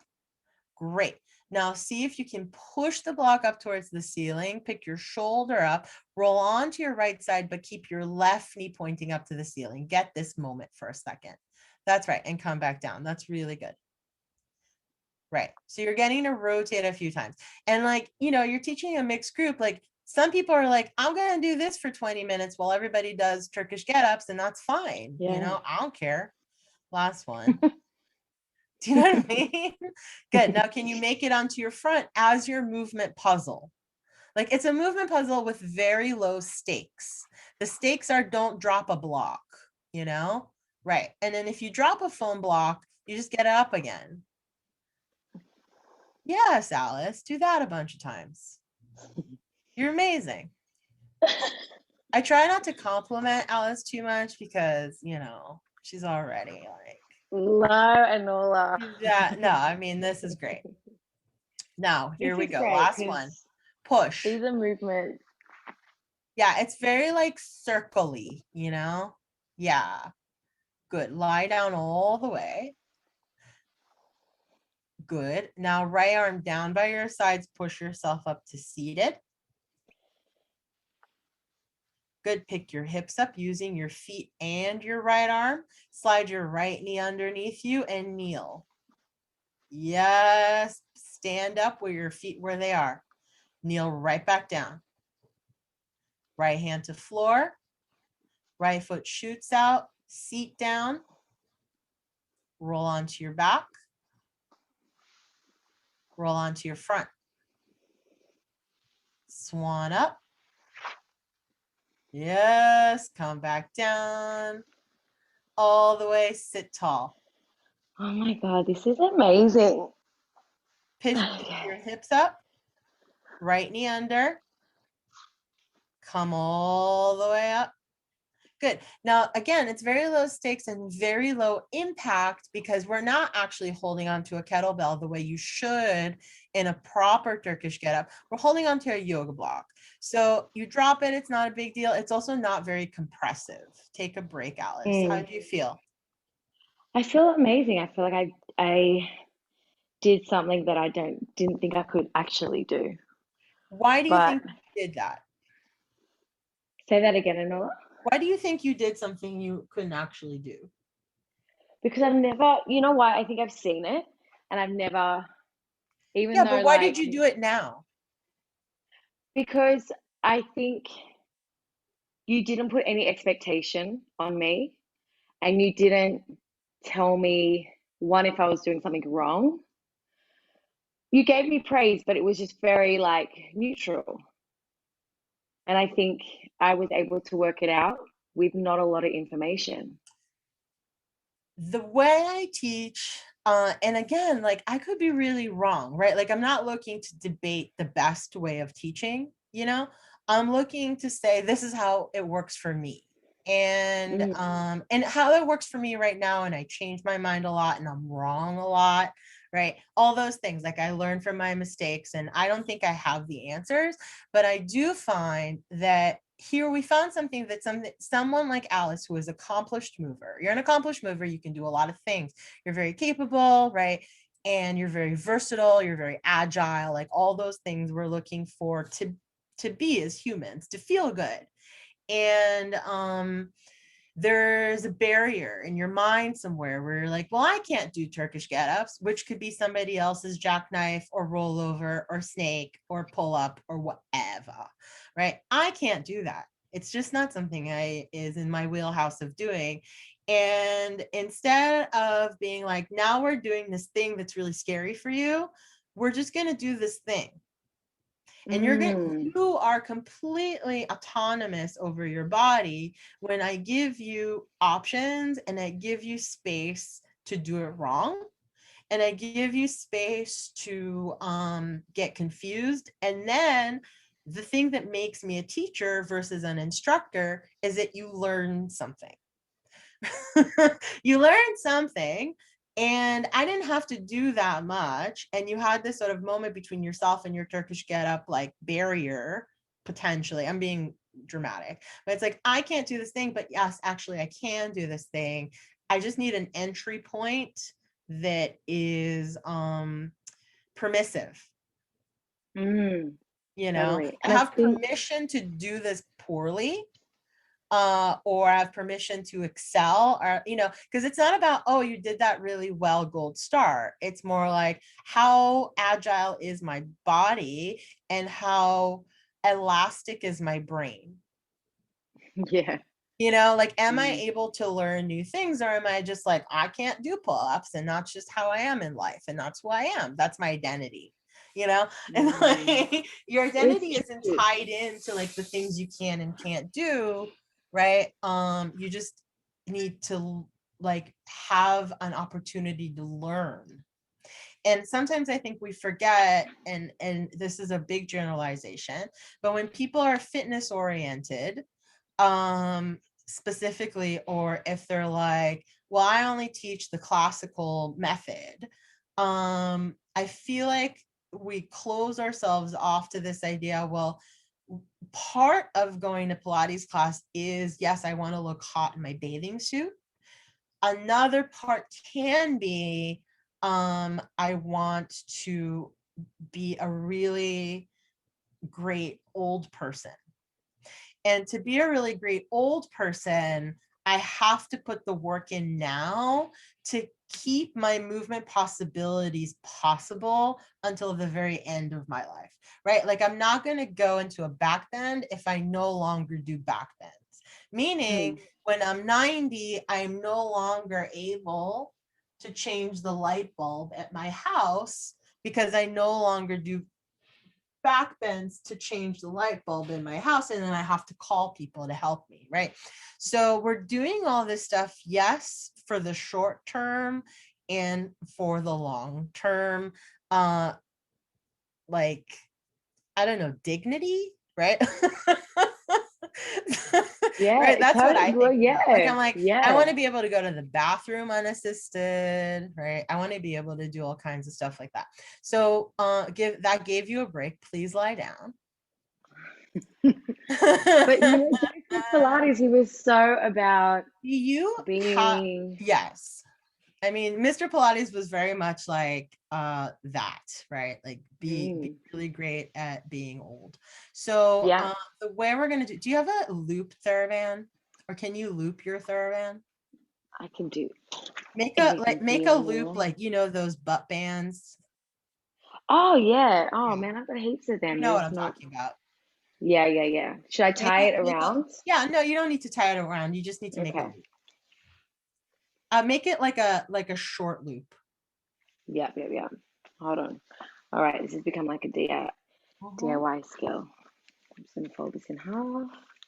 Like everyone's like, come on, Alice. So everyone, this is not my forte. It's a workshop. So if it, I mean, you know, if it was like a 2-hour workout, I would mind how long it takes you to loop a band. But I'm that person in class. Oh my God, no. I'm like, just loop it. I know. My brain is not very elastic. Okay, I think we've got success. Never demonstrating for me again. I know. Oh my God. I'll make everyone feel happy. Okay. This TheraBand. That'll work for you. That'll work for you. Okay, so lie down on your front, keep the band handy, and grab your block also. Okay, you're lying on the front of yourself. Oh my gosh. We've got to, just to let you know, we're approaching midnight here in Sydney. You know, it's 7:30 a.m. Grab the block and put it between your knees. Bend both of your knees, drop your head onto your hands like a little pillow. Great. Now, try and find tension into the block with your knees. Flex your ankles. Drop your ankles to the sides, out and away from each other. Right. Good. Squeeze the block. Pick the block up. Yes, that's the exercise. Do that 8 times. Alice, where is your internal rotation? Oh my gosh, it's right. Who knew? Yeah, right. I know. So this is it. This is your life now. Do a bunch of those. Go like 3, 2, 1. Fail. Yes. Yeah. Good. Now this gives me a lot of information on Alice's body, right? And her anatomy, which is she has limited internal rotation on her left side, but it's really her right side that's like not really into doing this exercise at all. So put the block to the side for a sec. Actually, keep it there. Take the band and put it around your arches, both of them. Yes. I feel like I have to sit up to do this. Yeah, okay. Yeah, just like that. At the arch of the foot, come back. Cool. Squeeze the block. Awesome. Okay. Now push your feet into the band and try and break the band. Good. And release for 5. Oh my God. Good. And you said this band was wimpy, Anula. Well, you like triple, quadrupled it for 4. Good. Exhale for 3. Good. You can't see her move, but she's doing it. 2, 1. Now, can you keep tension into the band and pick your knees up? Good. Make that sound. Big time. Good. Good. Do it. 3. My butt feels so weird. I know. And 1. Now, reach the arms overhead. Good. Squeeze the block. Mm-hmm. Good. Now roll onto your right side. Good. Roll onto your left side. Good. Roll onto your right side. Good. Roll onto your left side. Stay there. Pull the knees in towards your chest. Put your right palm in front. Good. Now try and squeeze the block and pick your top ankle up and down for 8. Good. Good. No, 2 and 1. Roll onto your front, meaning you have to unflex your hips. Roll onto your left or right, sorry. Bend the knees in. Pick your top ankle up.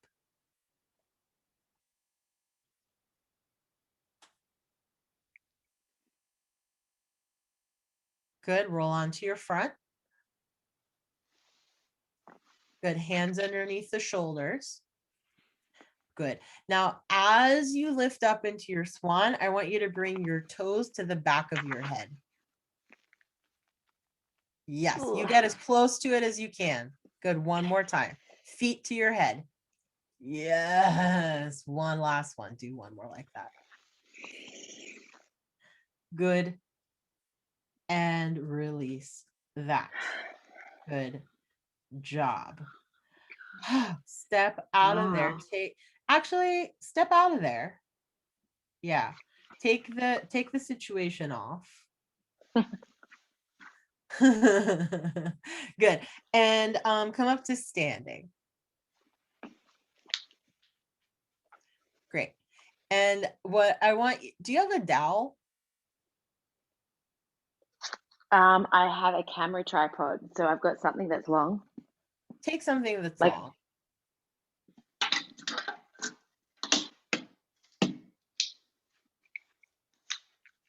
I see what you're saying. Yeah, that's pretty good. Take it behind your, so stand with your back to the camera and hold on to the dowel behind you, but hold it perpendicular to the floor, right? So take your hands. I don't know what perpendicular means. I forget. So take your hands down. Look at me for a second. So yeah, so you're taking your hands behind your back and you're holding onto the dowel fist over fist, but turn it. So you're holding on like this. Yes, good. So it's fist over fist, exactly like that. Good. Now try and bend your elbows. Good. And then straighten your elbows. So it's like, and then keep the the bar off your body. Okay. Yes. Ooh. Good. Can you make a fist with your right hand? Yeah. Yeah. Good. Now bend your elbows, hold. Now I want you, bend, hold. Now I want you to stir, draw a circle from right to left, slower. Can you keep the dowel off your hair? Yes. Good. We're looking at shoulder mobility situation. Now flip your grip. Go the other way. One hand, yep. Good. Try that. Good. Circle. Wow. Good. Now actually flip your grip, right? Hold the opposite way and draw a circle. Good. Can you pull up towards your head more as you circle? And then let's do left hand on top of right hand. Yep. And then draw a little circle. My trap abs are feeling this. Yeah. It's like, what are you sensing? This is really a lot harder than it sounds. It is. Yeah. Good. Good. And then release that. So that is going to take us into what I call climbing up the wall. So once we kind of like made this whole situation like work, you're going to come to lie down on your front with your hands laying down literally on the front of your body with your hands on the wall. Mm-hmm. Hold on, totally repeat that. Lie Lay on down, my front, hands on the yeah, wall. that nice Okay. stick can go away, and you can lie down completely on the front of yourself with your palms on the wall. How's that for you? That's good. Okay. Okay, here we go. Yep, hands on the wall. Good. Drop your head. Good. Straighten your arms and push into the wall. Good. Now keep pushing into the wall. Pick your face up and look at the wall. For people who are looking at pictures, I do this with a dowel, but if you don't have a dowel, you can do this with the wall. It's fine. And then come all the way back down. Good. Now think about this. You're pushing into the wall. You're trying to lift your sternum up, but you're trying to lay your ribs down. Right. And then back. One more time. Sternum up, ribs down. Good. And back. Now walk your hands up one step. You might need to get closer to the wall. We don't know. Yeah. Good. So you're one step higher. Now lift your face up and lift yourself up. Let's say as high as your arms allow. And down. Good. Two more.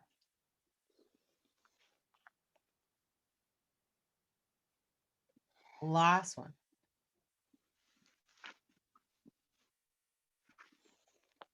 Good. Can you walk up one more step?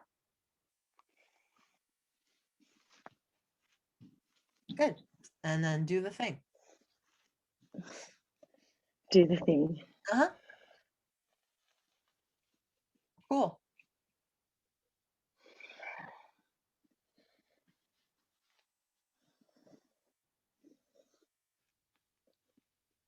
Is there one more step?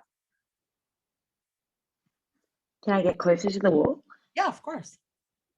Okay, I'm just gonna caterpillar myself closer. But yeah, you definitely have to like worm yourself forward. Yeah. Ooh, okay. No one said this had to be elegant, you know? Right. And the human that I'm working with, right, whomever they may be, they're going to walk up as high as their body says is available, right? We're going to say that this is, let's say, the last step for Alice today. Even if you have more, press back into a child's pose. Take a break. That was amazing. I don't know why.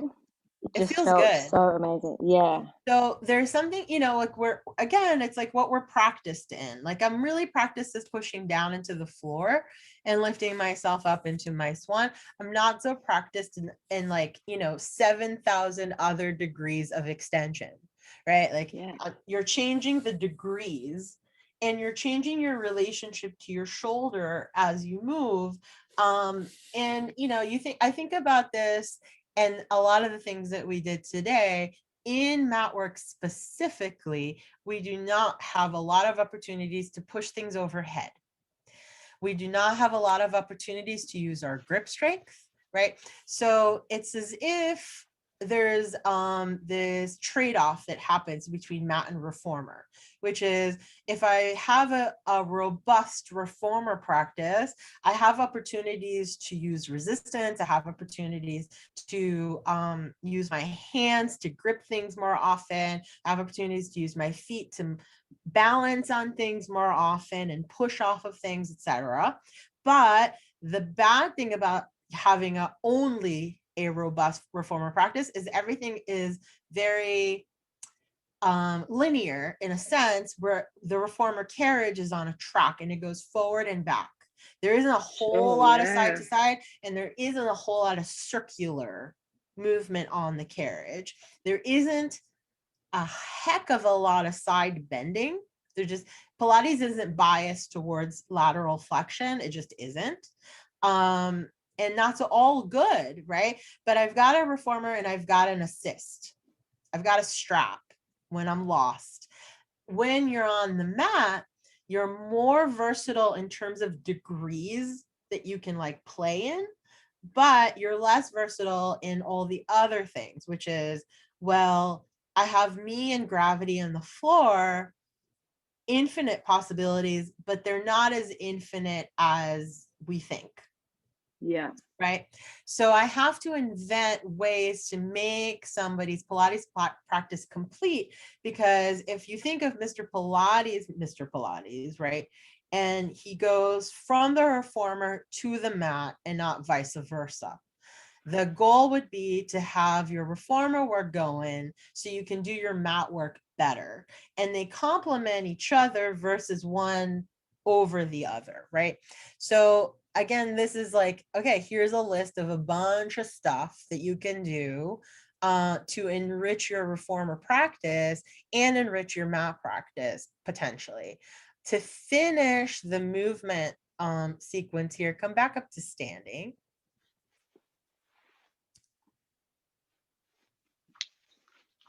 And I want you to stand, we're gonna wanna see your feet more than anything. Okay.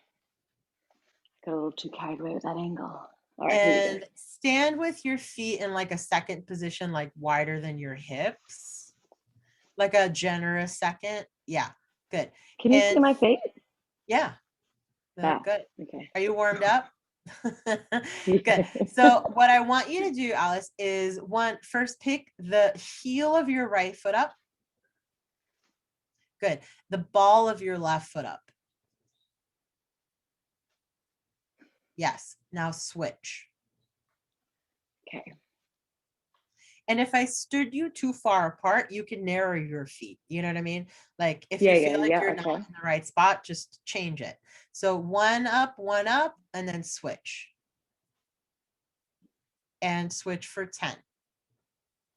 9, 8, 7, 6, 5. Keep going. 4, 3, 2, 1. Now bend both knees. Good. Now you have to keep your knees bent and do it again. Okay. All right. 9, 8. Good. 7, 6, 5. Russian dancer style. 4, 3. Yeah, exactly. 2, 1. Now, one heel up, one ball of the foot up. Doesn't matter which. 1 and 1. Okay. Pick one and lift it. Good. Now straighten and bend your knees for 5. Good. And 4. Good. 3, 2, 1. Switch. And bend for 5. Good job. 4-ish. Good. 3, 2, 1. Now switch. I love how you're doing like my sound. Switch on the 1. Yeah. 1. Switch up and down. Switch. Oh my goodness. Okay. I know. My brain is It's like a brain thing. It's not a skill thing. Yeah, it's not a physical skill thing. Yes, Alex. Good. Now, the only reason to make you do this is that you have to use this new part of your brain. You have to create this new like pathway to this thing. Good. And then come back. Narrow your feet. Good. Look down at your feet and pick only your big toe up. Arms hang down by your sides. Yes. Big toe up. Big toe down. Big toe up. Big toe down. Listen to Anula, big toes. Just big toe for Do 8. what Anula's telling you to. I know. This is a lot harder than sounds. 6. She's not successful. 5. Good. No, I'm really not. It's okay. 2. You can't be good at everything, Alice. 1. Now keep your big toe down. Pick the rest of your toes up. Yes. 2. Good. Yeah. I'm sorry, toes. Do you know why this is so challenging? Do you see how far away your feet are from your eyeballs? True. Yes. Yeah. I have a lot more control over things I can see. And I have a lot less control over things I can't see. Right? My feet are in shoes most of the time. I'm not really like individuating my toes very often, but I sure am doing that with my hands. Totally, yeah. Right? Now, can you try and pick all 10 toes up? Good, and down. Good, one more time. Good, now do a few heel lifts. Good, that's like satisfying after this. You're like, thank gosh. Yeah, I can like, do okay, something cool. I like more in my wheelhouse. Yeah, yeah. My Good. confidence is rebuilding. Great. Now what I'd like you to do is pick your right foot up. Hold on to your ankle from behind your body. That's it. Now do a roll down. Not a hip hinge. Yes. Good. And roll back up. Try and keep your head dropped. And do it again, please.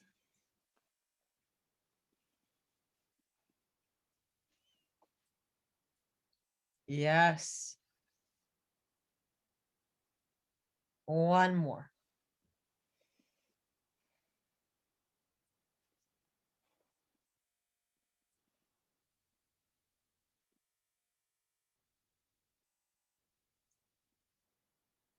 Good. Try the other side. So it's about dropping the chin to the chest versus doing like a deadlift or like a hip hinge, right? You have to move your ears. The inner ear has to move for this to be a different kind of challenge.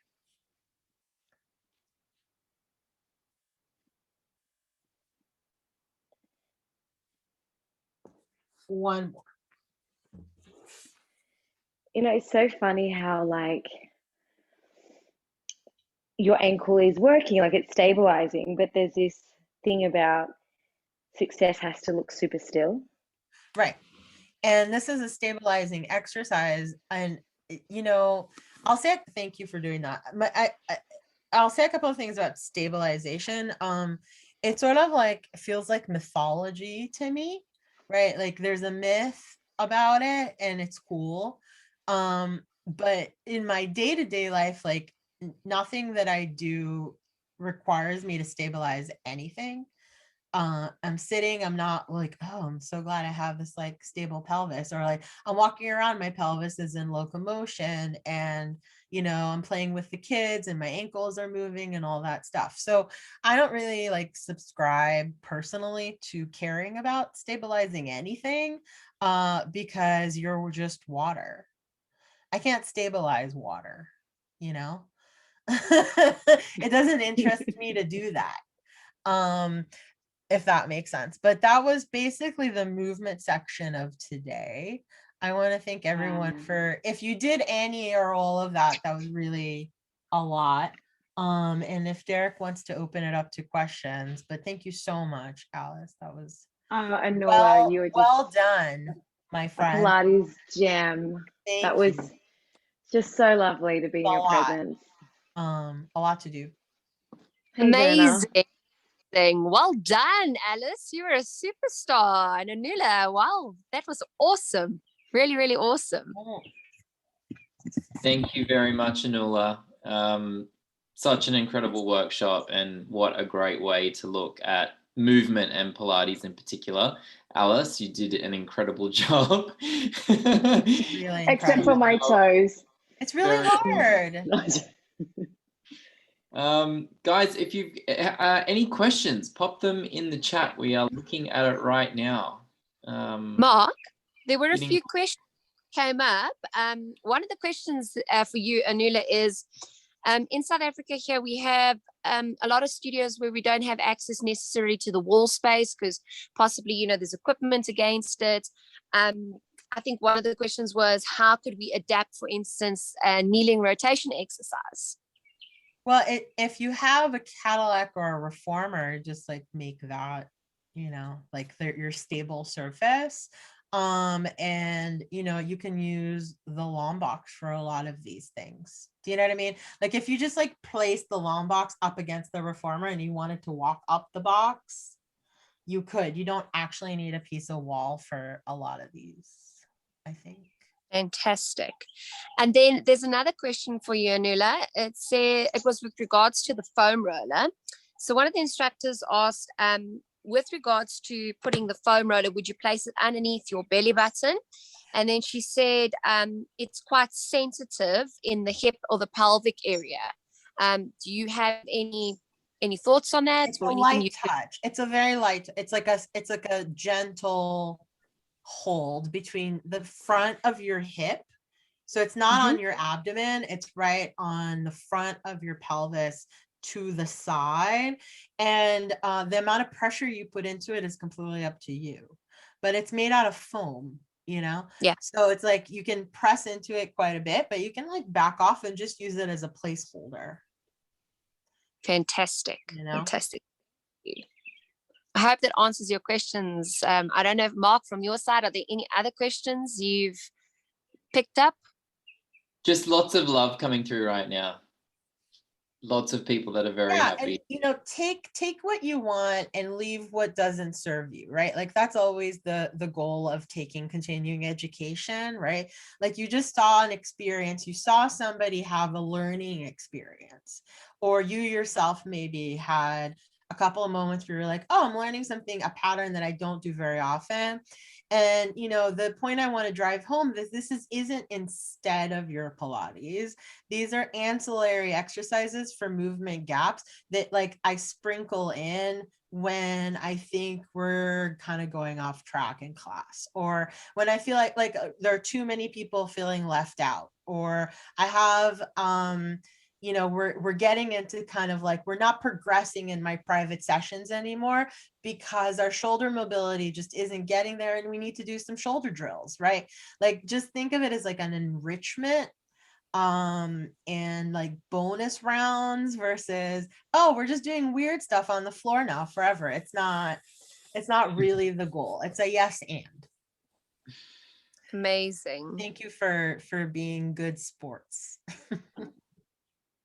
I definitely think our South African teachers are going to be doing some very exciting classes this coming week with the foam block or the foam roller, or any other pieces of ball.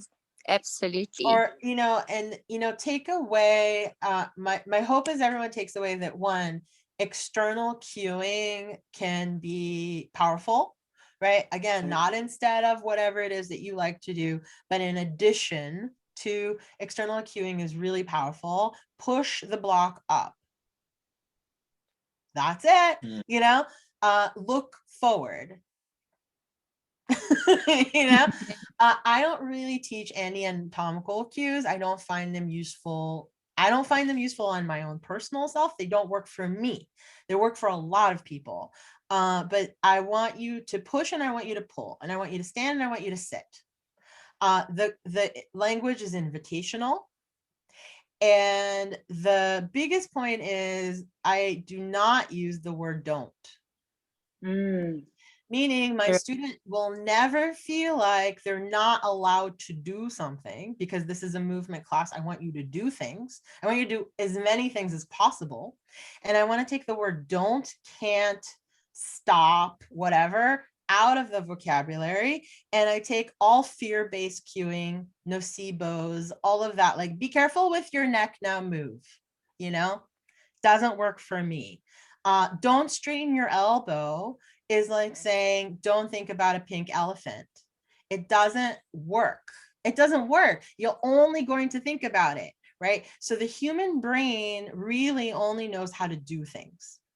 Muscles only know how to do things. They don't know how to not contract, right? Like my bicep doesn't know how to like lax and, right? It can only like contract and contract less. So what am I really asking a human to do is stuff. And I certainly don't want them to be afraid of doing anything. They're all like, we're already afraid of enough stuff. The Pilates class should be an opportunity to try, fail, learn, fall off of stuff within reason and good health, right? I'm not advocating anybody breaking any bones, but it's okay to try something and like, I wasn't good at that. or I don't get this one yet, or that one didn't feel good on my body, or I never want to do those again, or I found a pattern that I didn't even know existed, or I did something I didn't think I could do because Anula said, or my teacher said, try to straighten your arm all the way. And then what happens after that is the class, right? It's not like, don't ever bend your elbow. Yeah. Right. Very, very different relationship to the cue. Okay. So that's sort of the experience we saw Alice having, which is a lot of confusion, right? I'm not demoing for you. I'm not showing you what this is supposed to look like because you're different than me, right? I can make this look X way, but it's going to look really different on Alice.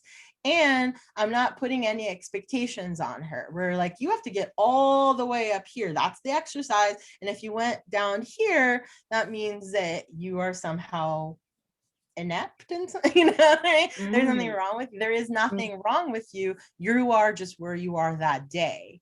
And giving you permission to fail is really liberating, I think. So if you had any questions about what the workshop was about, it was really about that. Give people permission to fail, you know? Totally. Yeah. Yeah. I That's think it's such a beautiful gift to bestow on someone to explore Pilates and not feel like they give failed. yourself an assignment, which is like, can I teach an hour without using the word don't? One time, 1 hour of your teaching life. Don't use it.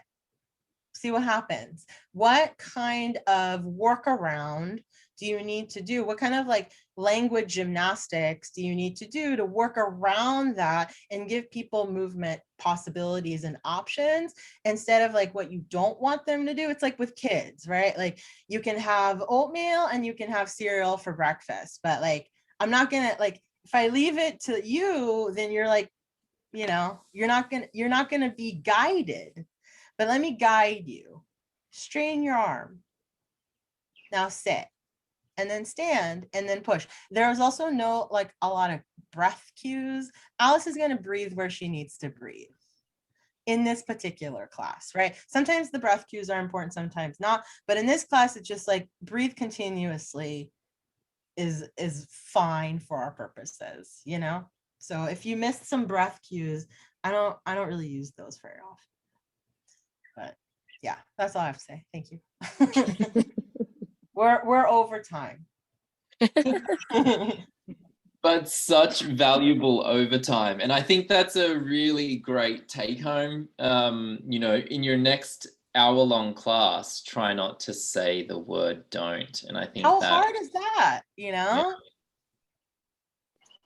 Language gymnastics. I love that. It's a lot of like, okay, now I have to revamp how I phrase these cues, right? Like, don't hurt your neck, now do rollover. I don't know how to do that, you know. Like, I may hurt my neck, like who knows, but it doesn't help me do my rollover any better to be afraid of my neck. True. It doesn't, right? There are other cues that help me protect my neck better than don't hurt it, now do it, you know? How informative is that? Yeah. So, yeah. Beautiful. Thank you, Anula. Thank you, everybody. Thank you so much, Anula. Well, you can see from the chat that you've opened up many, many minds. So thank you so much. And feel free to leave it, you know, like if it didn't speak to you, just leave it on the table. It's just my opinion. Amazing. I think we're just so appreciative of your time and you know, any insight that we can get and anything that we can try. I mean, I know from the South African instructors, we're just so blessed to have you here today, especially so early in the morning. Alice, demoing late at night. Are you going to be able to sleep, Alice? I don't think so. I'm really pumped. I'm probably just going to like speak to our Aussie team because there were a few that tuned in. So if anyone's around. But amazing to see everyone globally come together. What an experience. And I'm happy to sit here for a second if anybody wants to, like, you know, mill around and ask a question. I can sit for a moment if people are nervous to type them out. Sure. I don't see if there's any other questions. Mark, did you see any other questions coming in? I haven't. Okay. If someone wants to ask a question, Feel free. And if not, reach your out to hand. me. You can always reach out to me personally and ask me things offline if you want. Alice, Amazing. Oh, thanks, Anula. Honestly, couldn't you know, done it like without you. Oh, my biggest thing, like my brain is still tingling from the Turkish get up. Like, Yeah. I feel like that has a lot of value because we didn't like pre-plan this. I didn't know what Anula was like necessarily going to take me through. It was just like, I'm showing up and doing it. And I think I think as a Pilates instructor, you're going to teach someone, or you're going to give them someone that moment. They'll walk out and be like, I did a teaser. And without putting an expectation on, like, my Turkish get up may not have been very good, but I am leaving this workshop thinking I can do a Turkish get up. I kind of know what that is.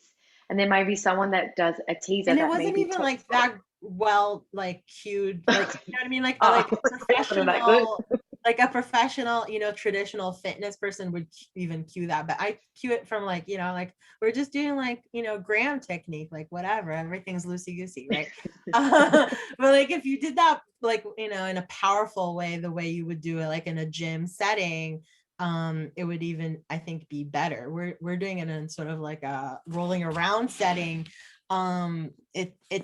It's different, but now you can go into the gym and be like, yeah, like, I can do this. I can do it. But how amazing, like, is it to have, like, I think we as movement people that teach movement to other people, we can give them that amazing feeling without saying teasers are really hard. And I'm using teasers just as an example. Teasers hard, I can't do them. I don't think I ever will. To, I can do a teaser and I can't wait to try it again. Like, that's just a big thing for me. And we forget, I think, as the more senior teachers, sometimes we like forget that we can have those moments also, you know. Still, like, I'm like, okay, I've been doing this for 15 years, like, I've not done everything, not even close, right? There's still stuff I can learn to do and have those, like, aha moments that an absolute beginner might have. So the gift of being a beginner is really important. Yeah. Anula, there's two more questions that have popped up. The first question is, what is your thoughts on addressing some of the exercises that we did today with people that have wrist issues? Don't do them.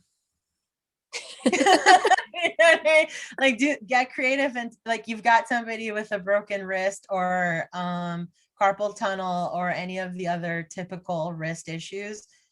That's not an appropriate exercise for them. And then do teaser, which is much less aggressive on your wrist. You know, like, there's so many things you can do. This is appropriate for people who are looking to do wrist conditioning towards more arm bearing exercises. Okay. But if your student isn't working up towards doing a handstand anytime soon, why do wrist conditioning for them? 100%. You know, and then like, it's not something you teach them. Yeah, of course. Yeah. Then there was another question for you. This is with regards to the notes that you sent to us. One of the instructors asked, are there any additional notes for some of the movements that you didn't demonstrate today with Alice? Well, that workshop, the notes are from a pre-recorded workshop that I've done. That's like, just like, you know, like, I think it's more of like a 4-hour, like, we go through each exercise like in more of a painstakingly detailed way, which is like a different workshop. We just use like the visuals as a visual aid for this workshop, right? Which is only 2 hours, and there's no way to get into all of those exercises in depth. And that could be for another time, you know. where like we get further into them and like I show all of the different variations, but this gives you a sense of like where my head is, what I'm thinking about, the movement patterns that I'm interested in. And you know, you can always reach out to me for like more in-depth those exercises. I'll be happy. I was just about to ask you that question. If Yeah. some of the instructors maybe start playing around with some of these, like if I'm looking, for instance, like spinal rotation with the tripod support, you know, or the floor made of lava, if they've got any questions, you're okay for them, drop you a message. We'd have to be here for another like 2 hours. To make like all of the sunrise. Right. So we, you know, we can consider, you know, just kind of taking it for like, okay, there's all this other stuff that we can do, for just another day. Yeah. Perfect. Thank you. Yeah. I hope that answers everybody's questions that you guys had. And if I'm sure if there's any other questions from my side, you guys are welcome to ask me. And I'm sure I can also just forward them on to Anula or, you know. I like the comment from the beginning, which was like, there's too much chatting. Why aren't we exercising yet?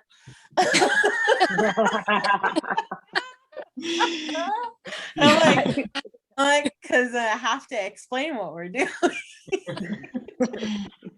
aren't we exercising yet? I'm like, I don't know. Good question. Shut up and move. Why are they chatting so much?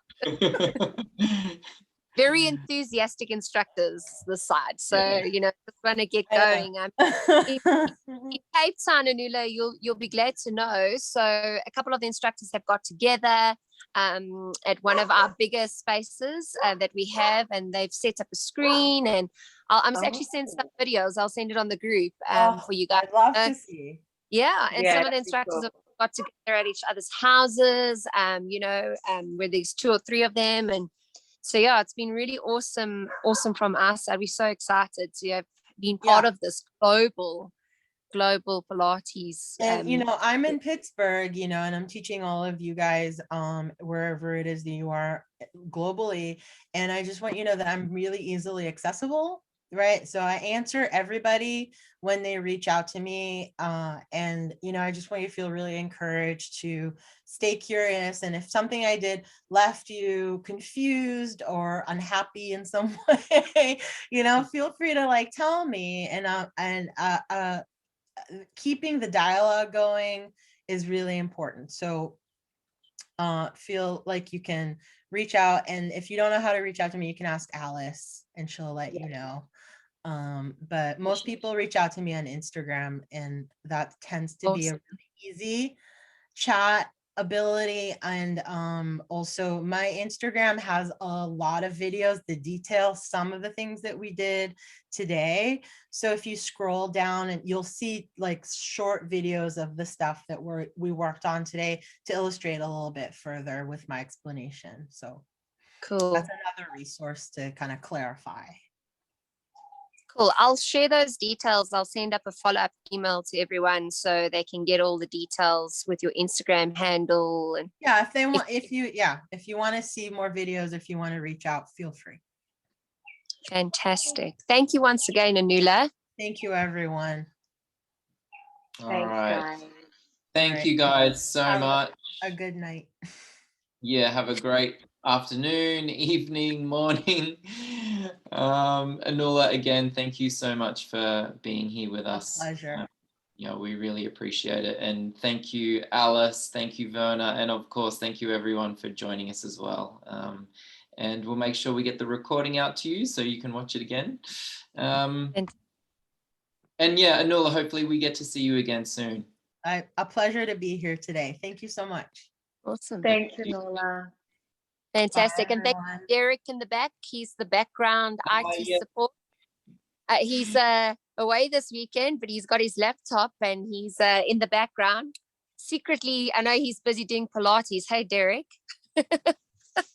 Yes, Derek, I know you're laughing. Guys, I have to tell you that because Derek often sits in webinars when I'm doing Pilates, he's so excited because he's going to, hopefully very soon, Derek, and I know you're listening, you're going to be doing Pilates, right? Yes? Yes, he is. There he is. He's replying, yes, he is. Fantastic. Awesome. All right. Thanks, guys. Thank you. Thank you. Have a good morning. Have a good evening. See you guys soon. Bye. Bye.